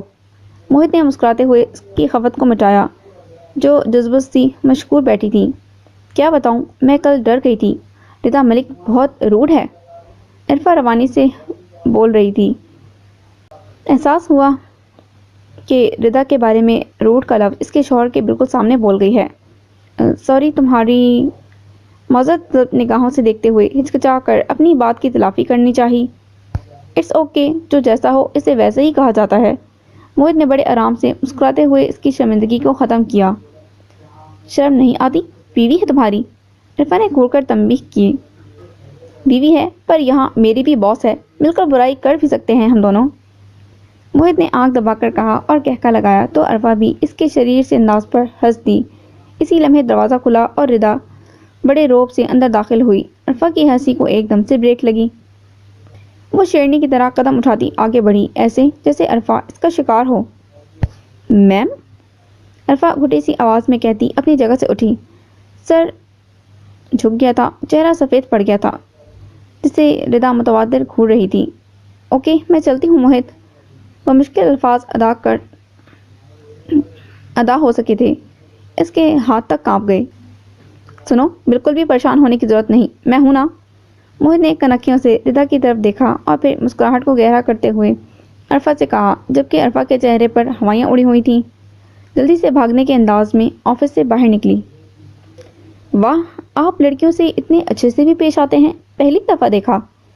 ردا نے زبردستی کی مسکراہٹ چہرے پر سجائے کہا اور میز کے پاس آئی۔ موہت نے بغور اس کے چہرے کو دیکھا جہاں عجیب سختی موجود تھی۔ غصہ، جلن، چڑ، اکڑ، بہت سے احساسات کا ملاپ اس کے چہرے پر موجود تھا۔ میں عزت سے ہی پیش آتا ہوں سب لڑکیوں کے ساتھ، ہمیشہ، بشرطے کہ لڑکی ہونی چاہیے، جنگلی بلی نہیں جو پنجے جھاڑ کر آپ کے پیچھے پڑ جائے۔ موہت نے کرسی کو دھیرے سے گھمایا اور معنی خیز مسکراہٹ سجا کر جواب دیا۔ ردا نے اس کے جنگلی بلی کے لب پر ضبط سے لب بھینچے لیکن جواب نہیں دیا۔ کوئی کام تھا تمہیں؟ مجھے بلا لیا ہوتا، خود آنے کی زحمت کیوں کی سویٹ ہارٹ؟ موہت ایک دم سے کرسی پر سے اٹھا۔ لہجہ طنزیہ تھا پر صورت ڈرامائی نرم لی ہوئی تھی۔ ردا کا یوں عرفا سے خار کھانا اس کے لیے فائدہ مند ثابت ہو سکتا تھا۔ موہت کا دماغ سوچوں کی ڈگر پر تیزی سے دوڑنے لگا۔ ردا نے اس کی بات پر مصنوعی مسکراہٹ سجائی۔ نہیں، کام تو نہیں تھا، ہاں البتہ بہت سے لوگ جو آفس کو ڈیٹنگ پوائنٹ بنانے کے چکر میں ہیں، ان کو کام پر لگانا تھا۔ دانت پیستے ہوئے معنی خیز جملہ اچھالا جس میں اس کے اندر کی جلن صاف واضح تھی۔ موہت نے بھویں اچکائیں۔ اوہ، ویسے آپ سے تو میں نے کہا تھا آفس مت آیا کریں، میں ہوں نا خادم آپ کا، تو سب سنبھال لوں گا، گھر رہو، بس اچھی بیویاں ایسے نہیں کیا کرتی۔ بڑے حد تک آمیز لہجے میں سینے پر ہاتھ دھرا اور لبوں پر مسکراہٹ بھی ایسے ہی سجائی۔ اچھا، تو اچھے شوہر ایسے ہوتے ہیں جیسے آپ ہیں؟ ردا نے سینے پر ہاتھ باندھ کر ناک چڑھائی، لہجہ اس کے لہجے سے برابر میل کھا رہا تھا۔ اوہ، شوہر سے یاد آیا، ہمارا یہ رشتہ تو ضد پر ٹکا ہے نا؟ تمہاری ضد پھر میری ضد؟ میں تو پورے دل سے اس کو قبول کرتا رہا ہوں، پر اس کا مطلب ہرگز یہ نہیں ہے کہ تم صحیح والی بیوی بن کر مجھ پر شک کرو، میری جاسوسی کرو۔ یہ سب تو پیار میں ہوتا ہے نا۔ موہت نے آگے جھک کر بڑے پرسکون لہجے میں اسے باور کروا دیا کہ وہ جو سب کچھ کر رہی ہے یہ سب وہ بیویاں کرتی ہوئی اچھی لگتی ہیں جو اس کی حقدار ہوتی ہیں۔ میں نہ تو شک کر رہی ہوں اور نہ جاسوسی کر رہی ہوں۔ ردا اس کی بات پر گڑبڑا سی گئی، ایسے جیسے چوری پکڑی گئی ہو، پر پیار سے انکار نہیں کر سکی۔ تو پھر جلنے کی بو مجھے کیوں آ رہی ہے ہر طرف سے؟ موہت نے مصنوعی سونگنے کی اداکاری کی۔ میں اور اس سے چلوں گی؟ وہ لڑکی ہے کیا؟ ردا نے گردن اکڑائی۔ ایٹ لیسٹ سمارٹ تو ہے نا؟ موہت نے فوراً اس کی بات اچک کر جواب دیا، جس پر ردا ساکن ہوئی۔ یہ وہ چوٹ تھی جس پر یہ رشتہ بنا تھا، جس کو بھولے ہوئے تھی۔ پہلے تو اس بات پر دماغ کے تار ہل جاتے تھے، پر اب دل کے تار آپس میں جڑ کر ایک ٹیس اٹھا گئے تھے، اور پھر وہ رکی نہیں تھی، تیزی سے آفس سے باہر نکل گئی۔ رک سکتی بھی نہیں تھی، کمزور پڑنے لگی تھی، اور کمزور پڑنا موہت کیوں دیکھے اس کا۔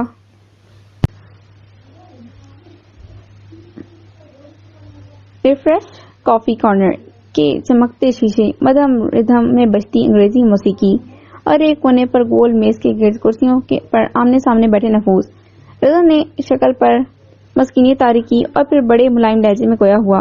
ثانیہ اس کے بالکل سامنے بولائی سے عجلت بھرے انداز میں بیٹھی تھی، ایسے جیسے بس ابھی بھاگنے کو تیار ہو، ایسے جیسے خود پر ہی علامت کرے، ایسے جیسے بے یقینی ہو وہ یہاں آ کر بیٹھ چکی ہے۔ مجھے سمجھ نہیں آ رہا میں تمہارا کیسے شکریہ ادا کروں۔ رضا نے سر جھکایا اور نگاہیں اس کے دلکش چہرے پر گاڑ دیں۔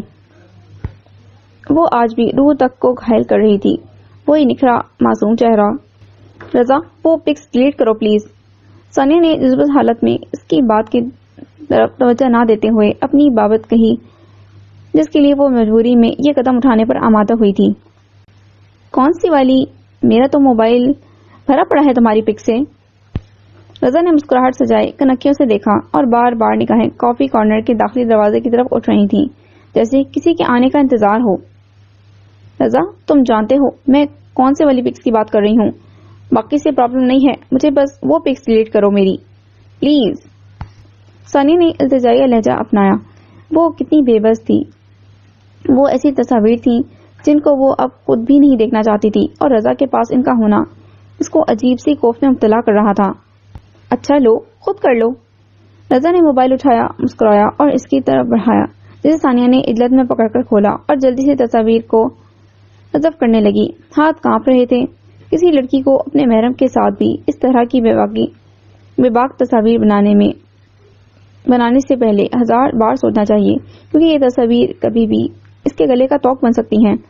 وہ آج اس کی عملی مثال بنی بیٹھی تھی۔ وہ ہرگز نہیں چاہتی تھی کہ مہتاب کبھی یہ تصاویر دیکھے۔ وہ چاہتی تھی بس مہتاب کو یہ لگے وہ ہمیشہ سے اسی کی ہے۔ وہ مہتاب کو کسی بھی صورت رضا کے بارے میں نہیں بتانا چاہتی تھی۔ ساری تصاویر حذف کرنے کے بعد ماتھے کے پسینے کو کانپتے ہاتھ سے صاف کرتے ہوئے موبائل فون سامنے بیٹھے رضا کی طرف بڑھایا۔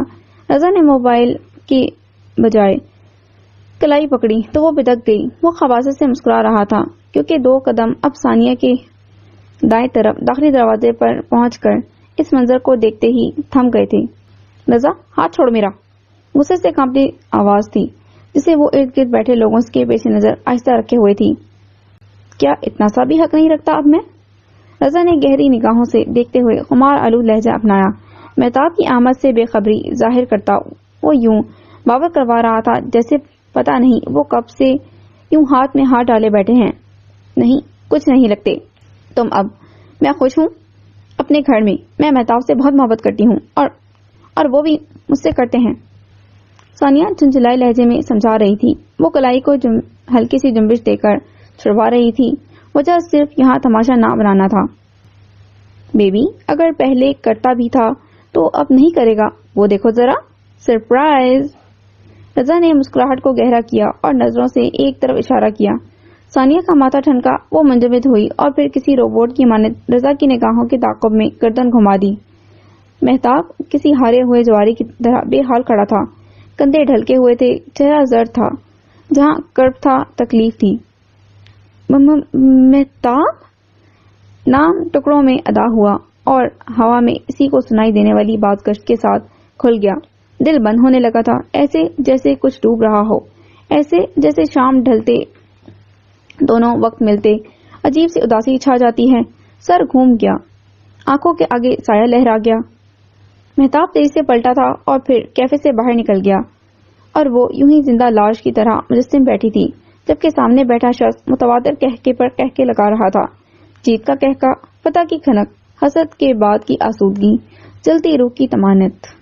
لمبے بالوں اور گلے میں لٹکتی چین والا احمر چشمہ ناک پر ٹکائے ٹاپ پینٹ میں ملبوس شازیہ، سیدھے لمبے بالوں اور میک اپ سے اٹی سعدیہ، بالوں کی اونچی پونی بنائی سویرا، جینز پینٹ اور گھنگرالے بالوں والا جواد، سانولا سا مسکین صورت عابد، سب کے منہ کھلے تھے اور آنکھیں حیرت زدہ تھیں۔ ردا سب کی طرف باری باری دیکھ رہی تھی۔ وہ ان سب کے سامنے اپنی موہے سے اچانک ہو جانے والی محبت کا اعتراف کر چکی تھی۔ سب لوگ احمر کے گھر میں جمع تھے، جہاں آج ردا نے ہی سب کو مدعو کیا تھا۔ کیا ہو گیا؟ تم سب کو سانپ کیوں سونگھ گیا؟ ردا نے حیرت سے پوچھا۔ ان سب کا یوں حیران ہو جانا اور بالکل خاموش ہو جانا، پہلے تو وہ کچھ دیر انتظار کرتی رہی، پھر بول پڑی۔ چلو اب بس کرو یار، کیوں مذاق کر رہی ہو؟ یہ ارحم کی بے اعتبار سی آواز تھی جس نے خاموشی کا سکوت توڑا، اور سب باری باری حرکت میں آئے۔ نہیں، مذاق نہیں ہے یہ، میں سچ میں محیط سے محبت کرنے لگی ہوں۔ رضا نے سب کی طرف دیکھتے ہوئے پھر وہی بات دہرائی جس پر وہ سب یوں دنگ بیٹھے تھے۔ بیبی، یہ محبت نہیں ہوگی، تمہیں غلط فہمی ہو گئی ہوگی کوئی۔ تم کیسے محبت کر سکتی ہو؟ یہ تمہارے بس کا کام نہیں ہے۔ سویرا نے مسکراتے ہوئے اسے ہوش دلایا، ایسے جیسے وہ اس وقت ہوش میں نہ ہو۔ ردا نے نفی میں زور زور سے سر ہلایا۔ محبت ہی ہے، میں نے بھی تم سب کی طرح خود پر یقین نہیں کیا تھا، بہت سوچا، بہت جھٹلایا، but yes I am in love with him. Rida نے بے بسی سے نچلے لب کے کونے کو دانت میں دبائے سب کی طرف بے چارگی سے دیکھا، ایسے جیسے کوئی غلطی سرزد ہو گئی ہو۔ Oh and you know he can't love you. Arham کی تعصب بھری آواز پر سب کی نگاہوں سے ایک دم سے افسوس جھلکنے لگا تھا۔ سب ترس کھاتی نگاہوں سے اب ردا کی طرف دیکھ رہے تھے، جیسے اسے کوئی لا علاج بیماری ہو گئی ہو اور وہ سب عیادت کے لیے آئے ہوں۔ ہاں، پر میں یہ چاہتی ہوں کہ وہ بھی کرے اب مجھ سے محبت، اس کا دل جیت لوں گی، اسی لیے تم سب کی مدد چاہیے، کوئی مشورہ دو، میں تھک گئی ہوں، کچھ بھی سمجھ نہیں آ رہا۔ رضا نے بالوں میں انگلیاں پھنسا کر سر جھکایا اور پھر سر اٹھا کر مدد طلب نظروں سے سب کی طرف دیکھا جو ہوک بنے بیٹھے تھے، کیونکہ جو ہو گیا تھا وہ خلاف توقع تھا۔ ہو سکتا ہے اس کو بھی تم سے پیار، پر سعدیہ نے جملہ ادھورا چھوڑا۔ اب سب سعدیہ کی طرف دیکھ رہے تھے، جس میں بہت سے لوگوں کی نگاہیں اس بات سے آگاہی ظاہر کر رہی تھیں جو وہ حذف کر گئی تھی۔ پر کیا؟ رضا نے بے قلی ظاہر کی، سب کی طرف دیکھا جو نظریں چڑھا رہے تھے۔ کیا تم کر لو گی وہ سب؟ سعدیہ نے بھویں اچکائے بے یقینی سے سوال کیا، اور ایسی ہی بے یقینی سب کے چہروں پر آیا تھی۔ کیا کرنا ہے؟ کر لوں گی سب، ہر طرح سے ہار کر تم سب کے پاس یہ سب کہنے آئی ہوں۔ رضا نے الجھے ہوئے سب کی طرف دیکھا، وہ سب ایک دوسرے کی طرف چور معنی خیز نگاہوں کا تبادلہ کر رہے تھے۔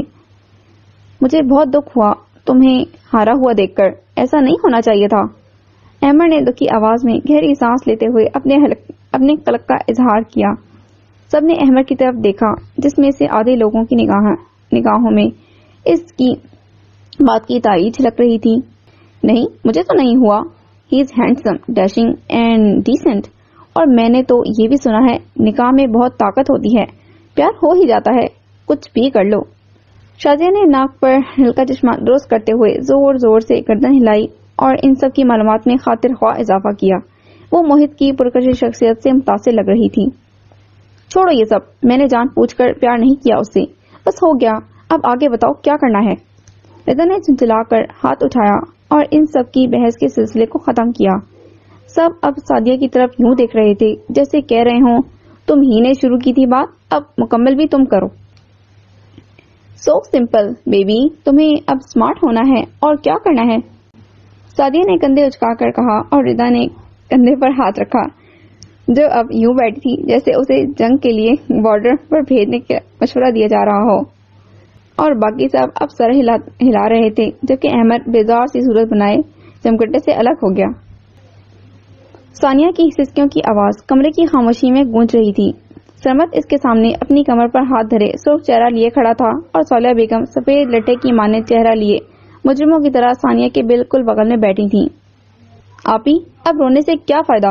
کم از کم آپ مجھے تو بتاتی، سرمد نے غصے سے اونچی آواز میں کہتے ہوئے سسکیوں اور گھڑی کی ٹک ٹک کی آواز کا ایک متواتر سلسلہ ختم کیا۔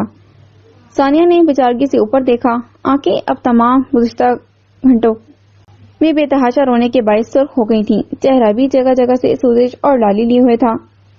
کیا بتاتی وہ؟ اور تم جو آج ہنگامہ کر آئے ہو رضا کے گھر، وہی سب کرتے تب بھی تماشا بنتا؟ صالحہ نے ہمت کر کے نظریں چراتے ہوئے جواب دیا۔ کہیں نہ کہیں اس سب میں وہ خود کو بھی قصوروار سمجھ رہی تھی، پر کیا کرتی؟ رضا کی طرف سے اس گھٹیا رد عمل کی اس کو ہرگز توقع نہیں تھی۔ ثانیہ کافی کارنر سے نکل کر سیدھا یہاں آئی تھی، اور آتے ہی صالحہ اور سرمد کے سامنے سارا قصہ بیان کر دیا، کیونکہ پانی سر سے اوپر گزر چکا تھا اور مہتاب کے سامنے جانے کی ہمت نہیں تھی۔ سرمد اسی وقت بھپرے ہوئے گھر سے نکلا تھا، اور پھر رضا کو ہراساں کرنے کے جرم میں اندر کروانے کے بعد ہی اب رات 1 بجے گھر لوٹا تھا۔ امی، وہ اسی قابل تھا، وہ کیسے ہراساں کر سکتا ہے میری بہن کو ایسے؟ اور یہ بے وقوف رشتہ داری اور سابقہ محبت ہونے کا پاس رکھتے رکھتے یہ نوبت لے آئی۔ سرمد اب سارا احترام بالائے طاق رکھے ثانیہ کو ڈپٹ رہا تھا، اور ساتھ بار بار فون پر نمبر ملا کر کان سے لگا رہا تھا، اور پھر جھنجھلا کر ہٹا رہا تھا۔ اس سب کو تو چلو چھوڑو، اصل پریشانی اب یہ ہے کہ مہتاب فون نہیں اٹھا رہا۔ سرمد نے پھر سے فون کو کان سے ہٹا کر اسکرین کو گھورا، اور وہ بے حد پریشان حال تھا، کیونکہ مہتاب نہ تو گھر پہنچا تھا اور نہ ہی فون اٹھا رہا تھا۔ میرا خیال ہے مجھے گھر جانا چاہیے، شاید وہ گھر آ گیا ہو، سرمد نے موبائل کو جیب میں رکھتے ہوئے عزت سے کہا۔ ابھی بہت رات ہو گئی ہے، صبح ثانیہ کو ساتھ لے کر جاتے ہیں۔ میں بھی چلوں گی، ابھی رہنے دو، مناسب نہیں ہے، وہ بہت غصے میں ہوگا اسی لیے فون نہیں اٹھا رہا ہے، صالحہ نے جانے سے منع کرتے ہوئے کہا تو سرمد نفی میں سر ہلا گیا۔ وہ اسی وقت جانا چاہتا تھا اور ثانیہ کو بھی ساتھ لے جانا چاہتا تھا۔ ثانیہ، تم ٹرائی کرو مہتاب کو، سرمد نے ثانیہ کی طرف دیکھتے ہوئے کہا، اور خود بے چینی سے پیغام ٹائپ کرنے لگا۔ کیا ہے؟ بہت میسج بھی بھیجے ہیں، کیا ہے؟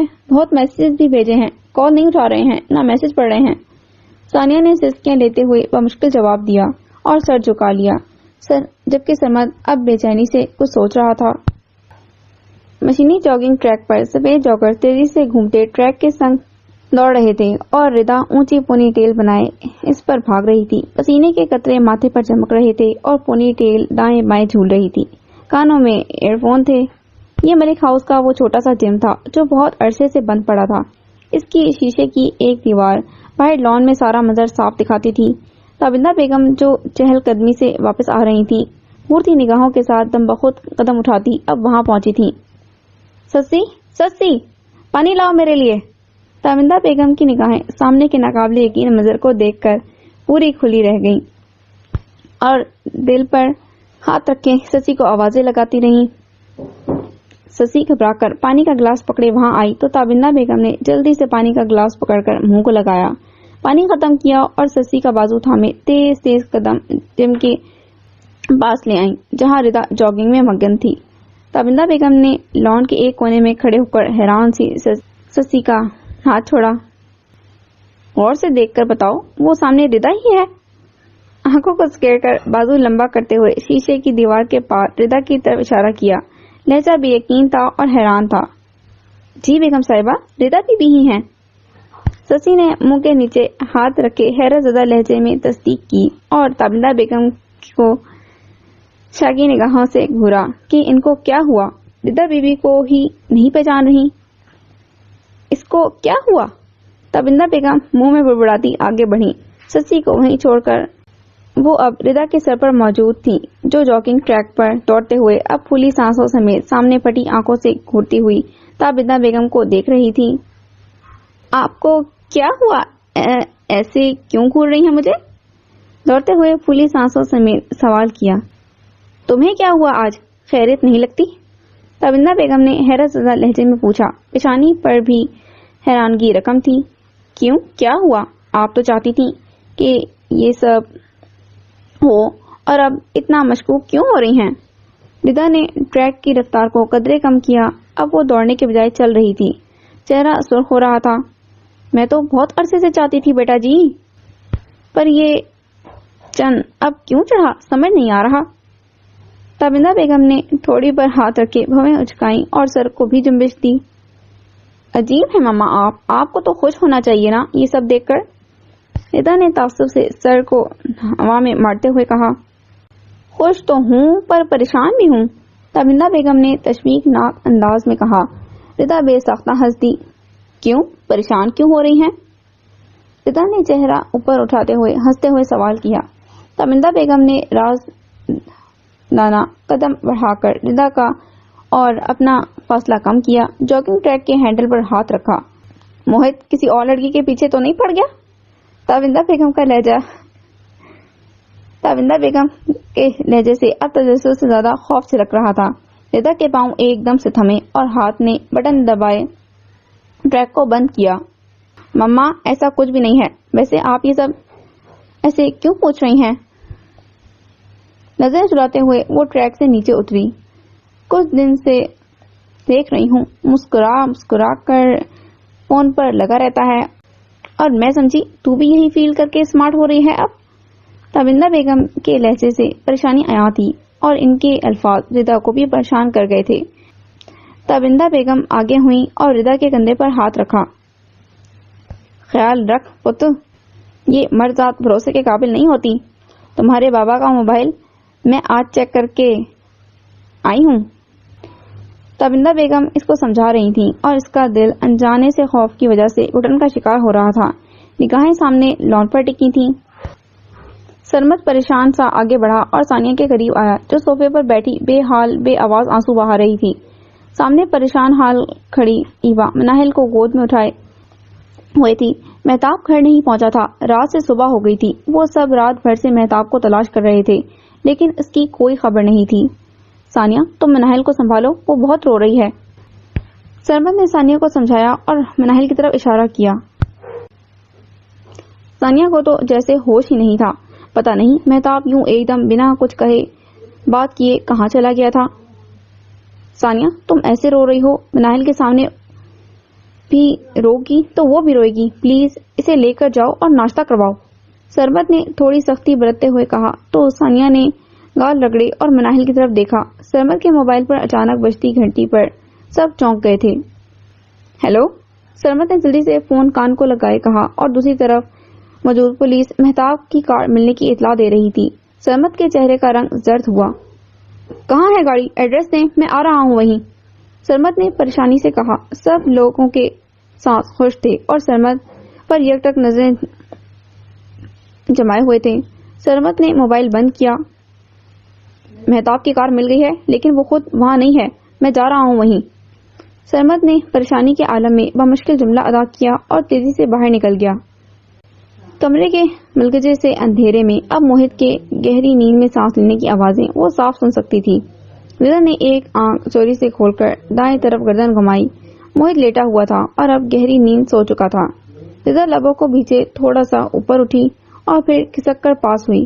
گردن اوپر اٹھائے دیکھا، اس کا موبائل سائیڈ میز پر لیمپ کے پاس پڑا تھا۔ موہت پر سے بازو گھما کر فون کو اٹھایا اور ہاتھ کو واپس لا ہی رہی تھی کہ اسی لمحے موہت کے ہلکا سا ہلنے پر ڈر کر توازن ایسا بگڑا کہ اس ڈھیر ہو گئی۔ موہت ہڑبڑا کر اٹھا، فوراً ردا کا موبائل تھاما ہاتھ گرفت میں لے لیا۔ تم کیا کر رہی تھی؟ نیند سے وہ جا کر اب خمار میں بھاری سی ہوتی آواز میں حیرت سے منہ کھولے بولا، کچھ نہیں، ردا نے گڑبڑا کر جھوٹ بولا۔ چہرے پر خفت تھی۔ کچھ تو تھا، بتاؤ کیا کرنے والی تھی؟ موہت نے خشمگین نگاہوں سے گھورا، پر وہاں وہ آئیں بائیں شائیں کی کیفیت میں تھی۔ میرے موبائل پر کیا کرنا تھا تمہیں، بولو، موہت نے جھٹکا دے کر اگلا سوال پوچھا۔ موہت کے اچانک نیند سے جاگ کر اس کی چوری پکڑ لینے پر وہ بدحواس سے ہداواسی کا شکار ہو گئی تھی۔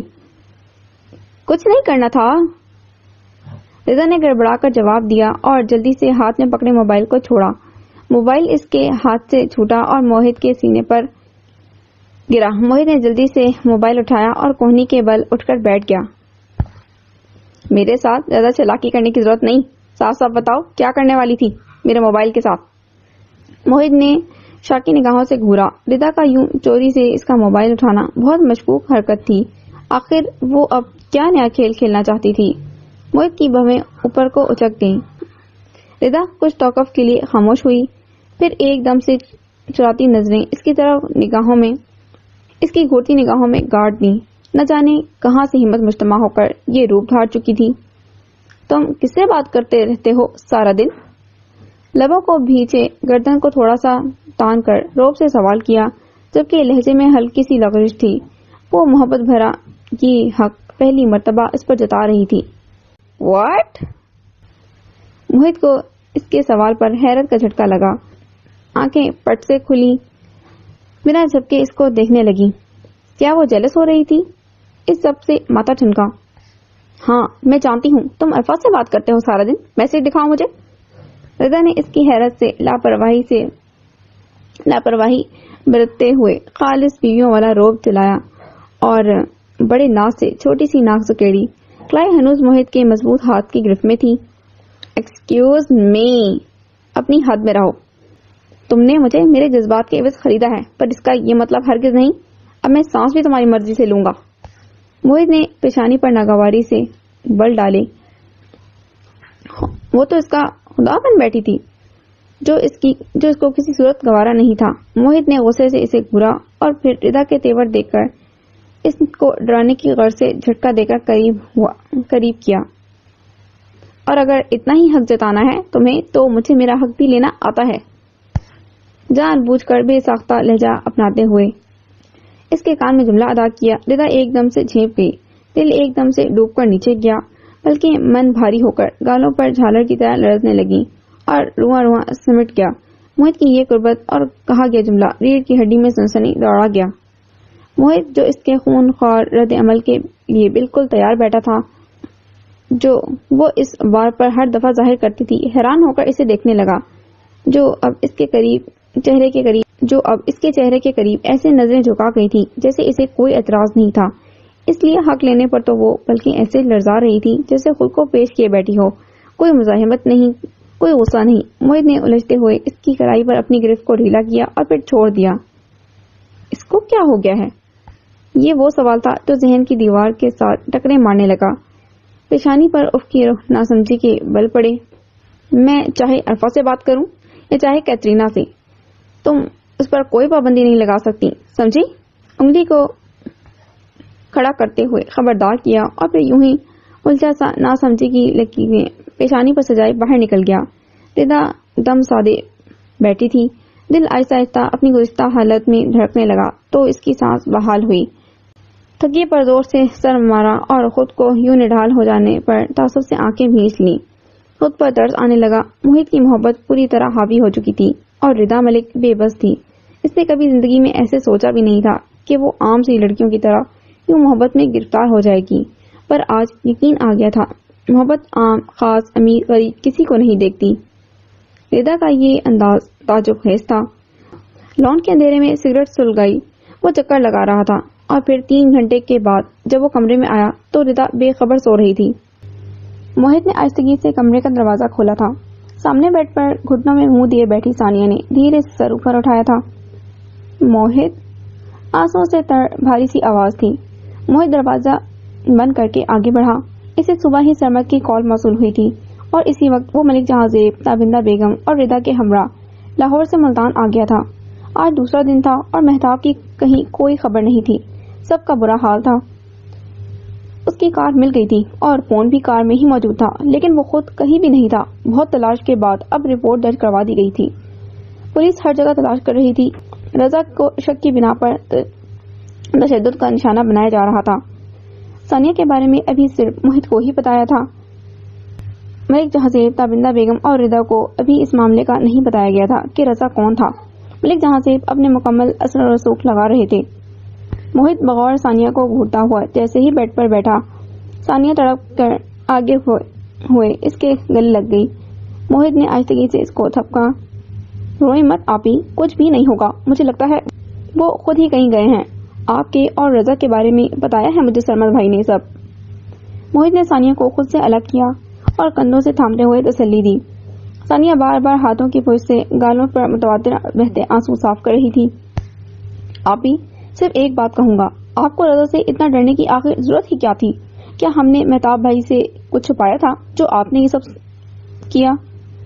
موہت کے سوال پر ثانیہ نے بھیگی پلکیں اٹھا کر اس کی طرف دیکھا جو اس وقت چھاڑتے ہوئے اس کی بے وقوفی کی وجہ پوچھ رہا تھا۔ موہت، وہ ساری پکس جو رضا کے پاس تھی میری اکیلے کی تھی، اور تم جانتے ہو رضا کتنا ضدی اور ہٹ دھرم ہے اور کس حد تک جانے والا ہے۔ پتہ نہیں کیوں، پر میں یہ چاہتی تھی مہتاب کے سامنے میرا کردار اور میری معصومیت یوں ہی رہے۔ نہیں جانتی تھی میری غلطی مجھے یہ دن دکھائے گی۔ ثانیہ نے بھاری سی آواز میں بمشکل بات مکمل کی۔ موہت نے تعصب سے سر کو گھمایا۔ آپی، یہ ضروری نہیں کہ آپ مہتاب بھائی کو اپنی سچی محبت کا احساس دلانے کے لیے رضا کو اپنے ماضی سے بالکل مٹا سکیں۔ وہ تھا، وہ ہے اور رہے گا آپ کے زندگی کے ماضی کا ایک حصہ بن کر۔ آپ اس سے محبت میں تھیں، اس کے نکاح میں تھیں، آپ نے جو بھی کیا غلط نہیں تھا۔ غلط تو تب بھی وہی تھا اور اب بھی وہی ہے، بلکہ آپ تو مہتاب بھائی کو یہ بات فخر سے بتا سکتی ہیں کہ آپ نے جب رضا سے محبت کی تھی، بے پناہ کی تھی، اور اب دل آپ کو دیا ہے تو وہی محبتیں آپ پر لٹا دوں گی۔ موہت کی باتیں سن کر ثانیہ کا رونا اب سسکیوں میں بدل گیا تھا۔ وہ ہمتن گوش تھی اور موہت مسلسل بول رہا تھا۔ کیا غلط تھا اس میں؟ وہ بھی تو اپنی بیوی سے بے پناہ محبت کرتے تھے اور اب اس کی جگہ آپ کو دے چکے تھے، تو اس کا مطلب یہ تو نہیں کہ وہ کہتے تھے جو میں اس سے کرتا تھا وہ محبت نہیں تھی۔ محبت تو اب ہوئی ہے تم سے۔ ثانیہ اب سسکیاں لینا بھی بھول چکی تھی اور دم سادے اسے سن رہی تھی۔ محبت ایک احساس ہے جو دوسری بار بھی جاگ سکتا ہے کسی کے لیے، تو اس کا مطلب یہ نہیں ہوتا آپ یہ کہیں کہ پچھلی محبت نہیں تھی اور کچھ تھا، اب جو ہے وہ اصل ہے۔ موہت نے پیشانی پر مزید گہرے کیے اور اس وقت ثانیہ کو خود سے چھوٹا نہیں بڑا لگ رہا تھا۔ محبت پہلی دفعہ ہو یا دوسری دفعہ، احساسات میں کوئی فرق نہیں ہوتا آپی۔ آپ رضا بھائی کی محبت سے نادم ہونا، خود کو غلط سمجھنا چھوڑ دیں۔ ثانیہ ایک دم سے نظریں چرا گئی تھی۔ وہ اسے کتنا سمجھاتا تھا۔ ہاں، وہ رضا کے نام تک کو ماضی سے مٹانا چاہتی تھی، فراموش کرنا چاہتی تھی، لیکن ایسا ہرگز ممکن نہیں تھا۔ تم ٹھیک کہہ رہے ہو، مجھے مہتاب کو بتا دینا چاہیے تھا، ان کو اعتماد میں لینا چاہیے تھا، پر میں کیا کرتی، رشتہ نیا تھا، ابھی تو میں ٹھیک سے مہتاب کو جان بھی نہیں پائی تھی۔ ثانیہ نے بے بسی سے اپنا موقف بیان کیا۔ جان تو آپ رضا بھائی کو نہیں پائی تھی، وہ بچپن سے آپ کے ساتھ تھا۔ موہت نے لب بھیجے تنزیہ کہا۔ اسی لمحے کمرے کا دروازہ کھلا اور سرمد نے دونوں پر باری باری نگاہ ڈالی جو سرمد کی آمد پر خاموش ہو گئے تھے۔ موہت، تم چلو گھر امی کو لے کر، تانیہ گھر پر اکیلی ہے، میں یہاں ہوں ثانیہ کے پاس۔ سرمد نے ہاتھ کے اشارے سے اسے صالح بیگم کے ساتھ گھر جانے کا کہا۔ اچھا۔ موہت گہری سانس لیتا ہوا اٹھا اور پھر ثانیہ کے کندھے پر تسلی آمیز سبکی دے کر باہر نکل گیا۔ نیچے اتر کر آیا تو صالح مناہل کو گود میں لے کر بیٹھی تھی اور پاس ردا بیٹھی تھی جو بے حال سی تابندہ بیگم کے ساتھ لگی آنسو بہا رہی تھی۔ ردا کو روتے ہوئے وہ پہلی دفعہ دیکھ رہا تھا، ایسا لگا جیسے وہ کچھ انوکھا دیکھ رہا ہو۔ کیا اس جیسی لڑکیوں کی آنکھوں میں بھی آنسو بہتے ہیں؟ حیرت سے سوچا، پھر نظروں کا زاویہ بدلتا سنجیدگی سے پاس آ کر کھڑا ہوا۔ چلے امی، گھر چلتے ہیں، موہت نے آہستگی سے کہا تو صالح نے سر اوپر اٹھا کر اس بات میں سر ہلایا اور پھر مناہل کو ایوا کے حوالے کرتے ہوئے ردا کی طرف متوجہ ہوئی۔ چلو بیٹا چلیں، صالح نے محبت سے ردا کی طرف رخ موڑے کہا۔ ردا سر ہلاتے ہوئے تابندہ بیگم سے الگ ہو کر اٹھی تو موہت نے حیرت سے دیکھا، وہ کیا ان کے ساتھ ان کے گھر جانے والی تھی؟ ردا صالح سے پہلے ہی کہہ چکی تھی وہ ادھر جائے گی ان کے ساتھ، لیکن موہت کے لیے انتہائی تعجب کی بات تھی۔ یہ کیا ہوا، ایسے کیوں کھڑے ہو؟ چلو، بہو ساتھ جا رہی ہیں ہمارے۔ صالح نے اس کے یوں حیرت سے کھڑے رہنے پر ٹوکا تو وہ سنجیدگی سے ردا کی طرف مڑا۔ تم کمفرٹیبل نہیں ہوگی وہاں، رہنے دو، یہیں رہو۔ موہت نے پیشانی پر بل ڈالے ردا کو جانے سے منع کیا۔ ردا نے چونک کر صالح کی طرف ایسے دیکھا جیسے شکایت لگا رہی ہو۔ بیٹا کیوں منع کر رہے ہو؟ پہلی دفعہ تو سسرال جا رہی ہے. چلو بیٹا, تمہارا اپنا گھر ہے, شادی کے بعد پہلی دفعہ تو جا رہی ہو. صالح نے موہت کو گھور کر دیکھا اور پھر محبت سے رضا کے بازو حائل کیے. رضا نے تابندہ بیگم کی طرف اجازت نظروں سے دیکھا جو سر ہلا گئیں. وہ لوگ آگے بڑھی تو موہت بھی دانت پیستا ہوا ساتھ ہوا. محترمہ, آخر کو کیوں جا رہی ہے وہاں؟ پتہ بھی ہے کہ ہمارا گھر اس کے شایان شان نہیں ہے. امی اور تانیہ کی توڑیں لگ جائیں گی. وہ غصے سے سوچتے ہوئے گاڑی ڈرائیو کر رہا تھا. رضا دھیرے سے مسکرائی تھی. کبھی سوچا تک نہیں تھا وہ محبت میں سب بھول جائے گی. آج موہت کے گھر جانا آسودگی بخش رہا تھا. کچھ بھی یاد نہیں رہا تھا. وہ جو ہمیشہ قیمتی بستروں پر سونے کی عادی ہے, وہاں رات کیسے بسر کرے گی؟ بس احساس تھا تو یہ کہ موہت وہاں ہوگا. اتنے عرصے ساتھ رہتے, ایک کمرے میں سوتے. اب جب پتہ چلا وہ ادھر جا رہا ہے, دل میں عجیب سی کسک اٹھی اور پھر وہ صالح بیگم کے ساتھ جانے کی خواہش ظاہر کرنے سے خود کو نہ روک سکی. یہ کھڑکی بند رکھنا, اس سے مچھر آتے ہیں کمرے میں. موہت نے سین میں کھلنے والی کھڑکی کو بند کرتے ہوئے سنجیدگی سے کہا. پیچھے مڑا تو وہ اس چھوٹے سے کمرے کے بیچوں بیچ کھڑی ارد گرد نظریں گھما رہی تھی. تانیہ نے ان کی ایک فون کال پر اس کمرے کا حلیہ بہت حد تک بہتر کر دیا تھا. صاف ستھری چادر بیڈ پر بچھی تھی, فرنیچر صاف تھا, پردے بدل کر نئے لگا دیے تھے. ایئر کنڈیشن تو نہیں ہے یہاں, اس لیے یہ دونوں فین چلا دیے ہیں میں نے. امید ہے گرمی نہیں لگے گی تمہیں. موہت نے زمین پر کھڑے پنکھے کی طرف اشارہ کیا جسے وہ بیڈ کے رخ کی طرف رکھ کر چلا گیا تھا. ملتان میں لاہور کی نسبت درجہ حرارت کافی گرم تھا, اس لیے کمرہ دو پنکھوں سے قدرے بہتر درجہ حرارت پر آیا تھا. لاہور میں تو وہ اے سی چلا کر کمبل اوڑھ کر سوتے تھے. رضا نے اس کے یوں خیال کرنے پر حیرت اور محبت کے ملے جلے تاثرات سے دیکھا. پہلی دفعہ دیکھا ہے کسی کو یوں اپنے دشمن کا خیال کرتے ہوئے. شائستگی سے جملہ اچھالا. موہت نے پینٹ کی جیبوں میں ہاتھ ڈالے اور پیشانی پر بل ظاہر کیے. رضا کا ہر انداز اس کی چھٹی حس کی گھنٹی بجا رہا تھا. دشمن بھی جب آپ کے گھر میں ہو مہمان ہوتا ہے, اور دشمن کی مہمان نوازی صرف بزدل نہیں کیا کرتے. موہت نے تمسخرانہ مسکراہٹ سجائے معنی خیز جملہ ادا کیا.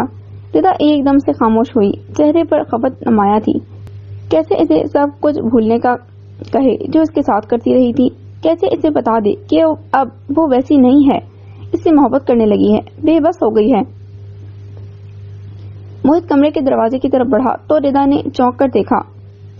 تو تم کدھر جا رہے ہو؟ حیرت سے سوال کیا. وہ کیا یہاں نہیں سو رہا تھا؟ وہ کیسے اس اجنبی کمرے میں اکیلے سو سکتی تھی؟ میں چھت پر سوتا ہوں اس گرمی میں. پلٹ کر کندھے اچکائے. چھت پر؟ رضا نے حیرت سے آنکھیں پھیلائیں. ہاں, کیوں؟ موہت نے ناسمجھی کے بل پیشانی پر سجائے ایسے جیسے اس کا سوال ناگوار گزرا ہو. ڈر نہیں لگتا کیا؟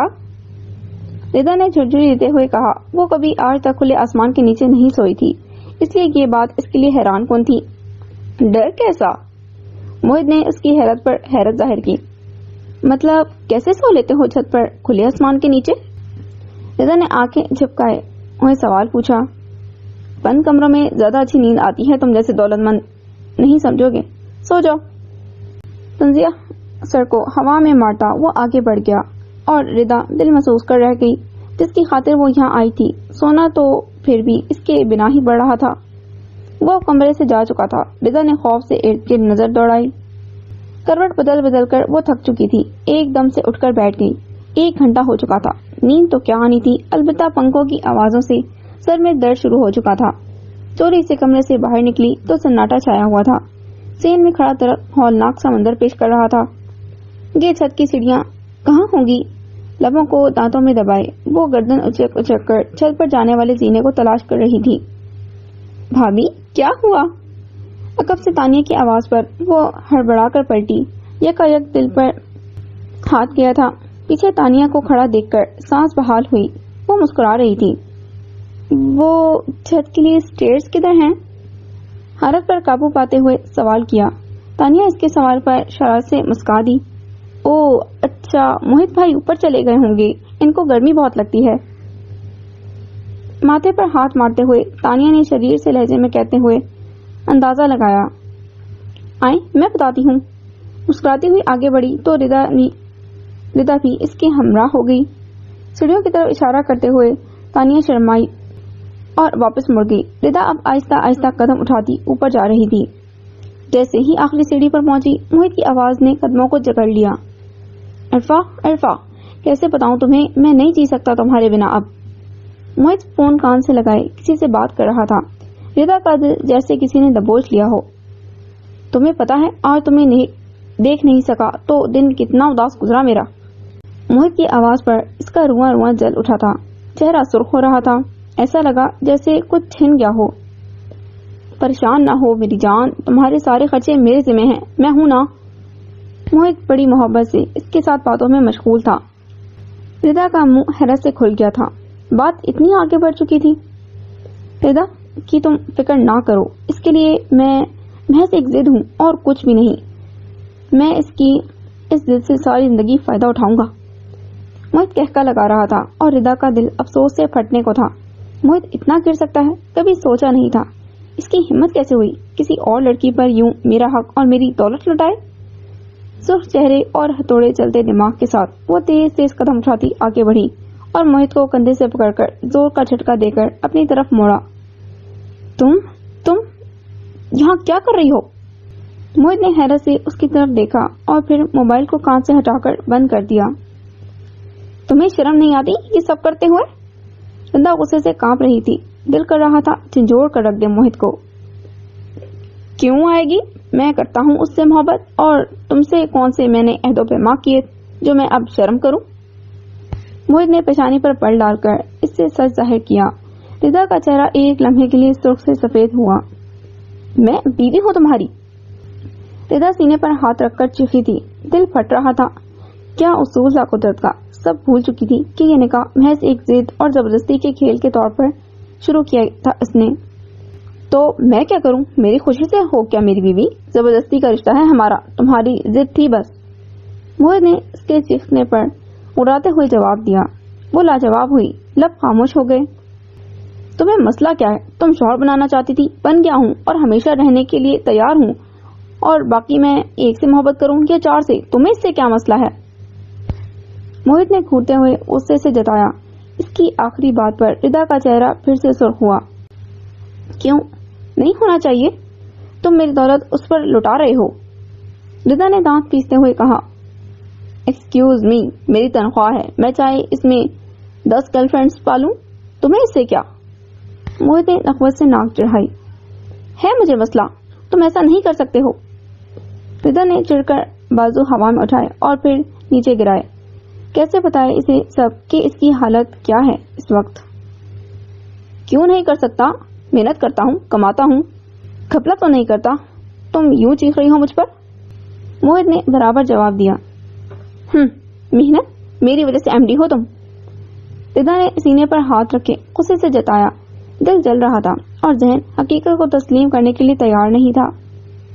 तो खत्म कर दो वजह, नो प्रॉब्लम। अकड़ किस बात की दिखा रही हो? छोड़ दो मुझे। मोहित ने बमें चढ़ाकर आगे होते हुए कहा। रिदा इसकी इस बात पर दम बखुद रह गई। ये क्या कह रहा था वो? चुप क्यों हो गई हो? So simple. छोड़ो मुझे, खुद भी सुकून में आओ और मैं भी। मोहित ने अब की बार पुरसकून लहजे में इसे हल पेश किया। रिदा अब भी खामोश खड़ी थी। दिल था कि इसे एक पल के लिए अब दूर नहीं होना चाहता था। इसके यूं गुमसुम हो जाने पर मोहित ने गहरी सांस बाहर उंडेली, फिर नरम से लहजे में गोया हुआ। रुको, देखो क्या है ये सब? मेरा क्या है, मैं तो बहुत जल्द अरफा से निकाह कर लूंगा। तुम इजाजत ना भी दो तो छुप कर, और अगर छुप कर भी ना तो सारी जिंदगी मोहब्बत निभाता रहूंगा इससे। मोहित बड़े आराम से कहता हुआ इसके दिल के परखच्चे उड़ा रहा था। तुम यूं ही अपनी जिंदगी सिर्फ एक जिद की खातिर तबाह कर रही हो और कुछ नहीं। वो इससे हमदर्दी जता रहा था, पर जानता नहीं था कि इस लम्हे उसके जज्बात, इसके एहसासात को रोन रहा है फकत। खुला ले लो, छोड़ दो, अब बस करो। नतीजा कुछ भी तो नहीं निकला इस जिद का। अब इस जिद में इतना आगे बढ़ जाने का नुकसान सिर्फ और सिर्फ तुम्हारा हो रहा है। बड़े वसूख से वो इसे बावर करवा रहा था कि इसकी गलती पर इसे कुछ भी हासिल नहीं हुआ है। रिदा खामोशी से पलटी। क्या करती? कुछ भी तो नहीं था कहने को। तो फिर छोड़ रही हो ना? موہت کی بات گشت پر قدم تھمے، دل ڈوبا۔ نہیں، کانپتی سی آواز تھی اور یہ سچ تھا۔ نہیں تھا حوصلہ اس میں کہ وہ موہت کو کھو دے۔ موہت جھنجھلا کر آگے بڑھا اور کندھے سے پکڑ کر اس کا رخ واپس اپنی طرف موڑا۔ پاگل ہو تم، ایک نمبر کی، مل کیا رہا ہے تمہیں مجھ سے؟ دیکھو میں تو یہ نفرت کھیلنے بھی اب تھک چکا ہوں، سیدھی سی بات ہے، ختم کرو یہ سبب۔ موہت اب دانت پیستے ہوئے کہہ رہا تھا۔ ردا نے بیچارگی سے اس کی طرف دیکھا، بکھرے بال لیے وہ اس حلیے میں بھی اس کے دل کو راحت بخش گیا۔ نہیں کر سکتی، آہستگی سے جواب دیا۔ کیوں ضد ختم نہیں کر رہی ہو تم؟ موہت نے ہوا میں ہاتھ اٹھائے تھکے سے لہجے میں جواز پوچھا۔ ضد نہیں ہے یہ۔ ردا نے سر جھکا لیا، سر من بھاری تھا، آواز کھوٹی ہوئی تھی۔ تو پھر کیا ہے؟ بولو، چپ کیوں ہو؟ کیوں اپنی اور میری زندگی کو عذاب میں ڈال رکھا ہے؟ کیا چاہتی ہو تم؟ بولو۔ موہت اب اس کے سر پر کھڑا چیخ رہا تھا۔ اس کا یہ سب انداز سمجھ سے باہر تھا۔ محبت۔ لبوں سے لفظ ادا ہوا اور خاموشی چھا گئی، بالکل خاموشی۔ موہت مرتا حیرت میں ڈوبا کھڑا تھا۔ کیا مطلب؟ موہت نے نفی میں سر ہلاتے ہوئے پوچھا، ایسے جیسے جھٹلا رہا ہو جو بھی سنا ہے۔ آئی لو یو۔ سر ہنوز جھکا تھا، وہ محبت کا اظہار کر رہی تھی۔ اس کی اکڑ کا پہاڑ آج زمین بوس تھا۔ ہوش میں ہو؟ اب یہ نیا ڈرامہ کیا ہے؟ موہت نے ابرو چڑھائے تشویش سے پوچھا، بے یقینی ہی بے یقینی تھی۔ نہیں، میں سچ کہہ رہی ہوں، مجھے معاف کر دو۔ ردا نے چہرہ آہستگی سے اوپر اٹھایا۔ وہ نہیں جانتی تھی وہ کیا کہہ رہی ہے۔ سب ہو رہا تھا خود بخود۔ کتنی دیر یوں ہی خاموشی میں کٹ گئے۔ ایک شرط پر معاف کروں گا۔ موہت نے گہری سانس لیتے ہوئے سلسلہ کلام پھر سے جوڑا، دوسری طرف جیسے کسی پتلی میں جان آئی ہو۔ کیا؟ اٹکی سانس کے ساتھ سوال کیا، ایسے جیسے کسی کی زندگی موت کا فیصلہ ہونے جا رہا ہو۔ کھلا لو اور چھوڑ دو مجھے، سب کے سامنے ظاہر کرو کہ تمہیں میرے ساتھ نہیں رہنا۔ موہت کا لہجہ پرسکون تھا، یہی وقت تھا اس سے جان چھڑانے کا۔ دیکھو ردا، تمہیں مجھ سے جو کچھ محسوس ہو رہا ہے یہ صرف وقتی جذبہ ہے۔ مجھے یہ احساس جرمنی میں ہی ہو گیا تھا، پر جسے تم ایک محبت سمجھ رہی ہو وہ کچھ بھی نہیں ہے۔ موہت ہاتھ ہوا میں ملک کیے بول رہا تھا، لہجہ بہت نرم تھا۔ نہیں، میں جانتی ہوں یہ محبت ہے، میں ہار چکی ہوں، آج تمہارے سامنے ہار مانتی ہوں، پلیز مجھے معاف کر دو۔ ردا نے بے بسی سے کہا، آواز رو دینے کو تھی، مہتاب کی وجہ سے دل پہلے سے ہی بھرا ہوا تھا۔ پاگل مت بنو، تم ایک انتہائی جذباتی لڑکی ہو، پل میں کچھ محسوس کرتی ہو اور پل میں کچھ۔ موہت نے سختی سے جواب دیا اور ناگواری سے دیکھا۔ نہیں، میں سچ کہہ رہی ہوں، میں تم سے محبت کرتی ہوں۔ رضا نے آگے بڑھ کر بے تابی سے اس کے بازو پر ہاتھ دھرا۔ وہ اس کا تھا، کیسے چھوڑ دے اس کو؟ اس کا دل مچل اٹھا۔ پر میں تو نہیں کرتا نا۔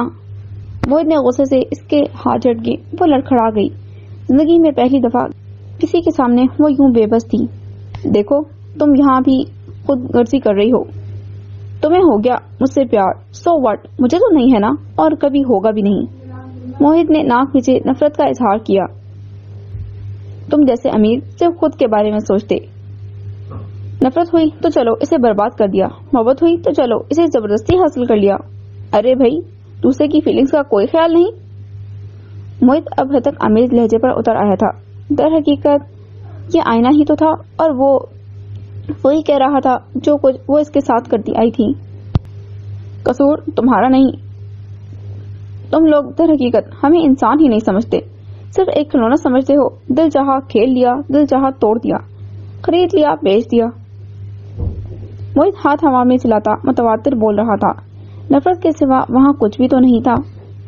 لیکن ہم زبردستی سچے رشتے رکھتے ہیں، روکھی سوکھی کھاتے ہیں، خوش رہتے ہیں، نفرتوں میں ضد نہیں لگاتے، محبتیں زبردستی نہیں کیا کرتے۔ انگلی تانے لفظ چبا چبا کر ادا کیے۔ ردا زمین میں گڑ رہی تھی۔ تمہارا اور میرا نہ کل جوڑ تھا اور نہ آج، اور اگر تم سچ میں ہی مجھ سے محبت کرتی ہو تو ثابت کرو اس محبت کو۔ موہت نے وقفہ لیا۔ مجھے آزاد کر دو۔ باروب لہجہ تھا، آنسو آنکھ سے ٹوٹ کر چھت کی مٹی میں جذب ہوا تھا۔